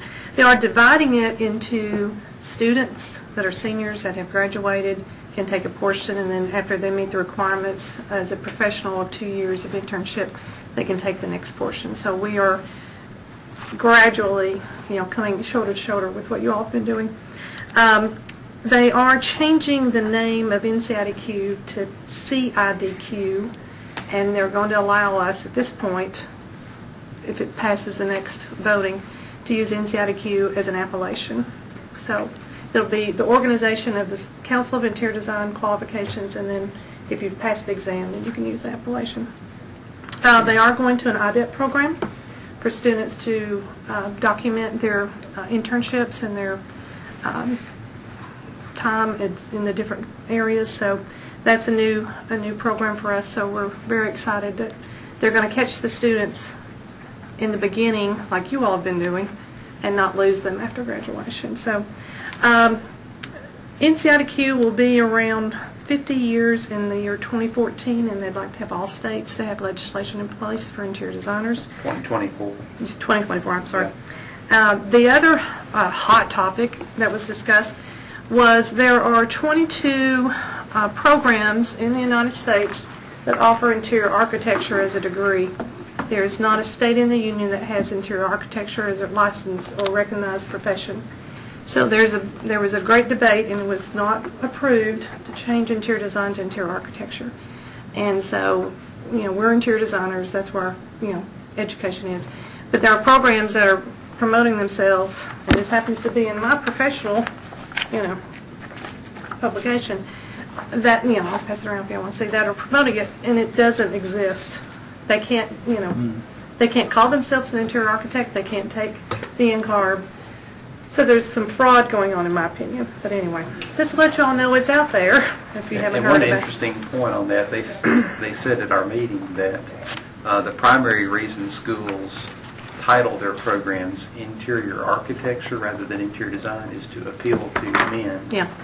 That's, I guess that's a sexier name than, nobody. More masculine name. Yeah, more masculine. So, there you go. We don't have that situation in Tennessee at this point, so we certainly want to discourage that. Wouldn't you think you'd call yourself something besides an architect to try to be a little more masculine? Engineer, right? Sorry. I didn't have you get that. Interior landscape. Well, if that leads to an offshoot, you could have an interior engineer. You could. Yeah. But that would be the guy that does the exam on you don't like. So I'm not going to talk about you. Or a plumber. All right, Susan, go. All right, I've got a couple more things when we'll be done. The alternate education review program, they have a pilot test program in place. They've had 4 applicants, 2 qualified for the exam and 1 passed. So they realize there's a need to study that further before they go any further. They are going to have the meeting next year in Atlanta, which will be probably much warmer than Chicago, except we did get a warm blast of air while we were there. News this week, since we've returned, Jeff Kinney, who is our executive director, has taken a position with a global financial institution to write their exam, so he'll be leaving effective October 1. So that was sad news, but we wish him best. He's been there 10 years, and he was with NCARB prior to that, so he's got a lot of experience in that field. I have plans to take the NCIDQ program to the students to talk to them about the changes as soon as we can get a copy of it, and explain to them the new rules and what's going on, because in 2013 will be your last year to take the old exam. After that, you'll have to take the new exam, and people need to know about that. Do we not need to give her approval for reimbursement stuff? If she's going to do that. Yeah, if you speak on behalf of the board. Oh. Where are you going to be speaking? Well, there's 9 schools in Tennessee. Oh, yeah. When are you going to start doing that? In January. Okay, so we ought to make a motion in a minute. Don't let us forget that. Okay. Yeah. I believe that was it for now. I'm taking care of it. One more thing. Well, that was nice, because I was going to figure out how to do it on vacation time, so. I'll take care of you. Yeah. One more thing. Mary Jane Grigsby, who is the past president now, I guess, of NCIDQ, or CIDQ, as it will soon be, she is going to come to our April meeting and do a presentation on the NCIDQ exam, because they did a similar presentation at the annual meeting in Chicago, and I think it was enlightening, particularly to the non-interior designers who were in attendance, so that we thought that might be something that would be of interest to the other professions on the board. All right, see Robert, exactly what's covered on that test. You're going to have a presentation? It's a lot more technical than you might think. So you East Tennessee people, please take it back the microphone. You got that right, brother. That's why I call Robert's name. Y'all quit drinking our Susan, I appreciate the report. So it sounds like you said that you want to do outreach to the students regarding the new exam format. I need a board member to make a motion to approve her for doing that to the 9th school. I would make a motion that we reimburse Susan for mileage to the 9 schools for the agenda to be provided to our executive director whenever that can get. I'm sure you've not got all of them set up yet. And with whatever else is required from the staff. Yeah. So I just want to make a motion that we approve her travel to. Second. Speak on behalf of the board. Second. Any discussion? The only thing, let me ask you a question, is that do you not want to set up the meeting through the board office, since this is a board official matter? Let the staff take care of it. Okay. You just showed up, look pretty. Okay. Excuse me. Why'd you do that? I didn't say that. Just I my didn't mouth. take it as an insult, thank you. No, that's a compliment. With that said, no more discussion, all in You got to favor? vote on the motion. Boy, you're ready to go, aren't you? No, I said we took a vote. All in motion, all in favor, say aye. Aye. Aye. Favor. Do I have to justify why I want to do this? The more people we can get registered in the state, the better off we'll all be, so, anyway. I don't know, yeah, street council. Yes, it is. Yeah, there's one more item on the agenda. Go ahead. This is the page 45, the correspondence from Thomas Hickson, right? Yes. Yeah, he is serving on an NSPE committee that is looking into ways to encourage veterans to become licensed as engineers. And he asked, has your board adopted a policy or plan to encourage or assist our returning military veterans who are qualified under your rules to seek licensure? If you have, would you please forward me a brief summary of your actions? If you'll recall, I think the last legislative session, they did pass a bill saying that we had to have an expedited application process for spouses of active duty military personnel, I believe, which we don't have a formal process. Our process is basically, if they apply, we act on it as quickly as possible. That's essentially our process right now. Nobody's applied under that provision, but other than that, we don't have any policies or procedures to my knowledge. But is our process slow right now? Our process is pretty good right now. Yeah, we've sped it up significantly the last couple of years, I guess. I think at least you might be thinking you should write him a letter, since our process is pretty efficient and this is how we go through. I didn't know if I think he's asking for more than that, but I would say that specifically, we've not done any kind of outreach to veterans. However, we do have items in our continuing education and licensure about active duty status, and that do, once they are licensed, do make some provision for them serving our country, being out of the country to serve the rest of it. And we've had veterans apply for licensure. Yeah. Okay. Any other more discussion on that?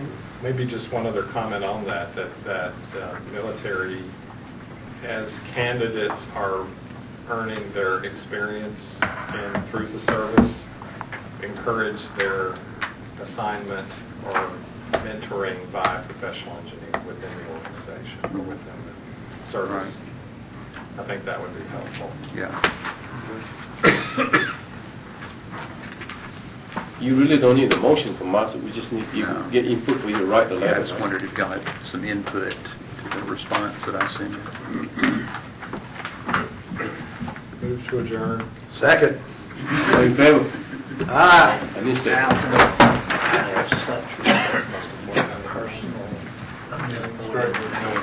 Architect members, we're sorry.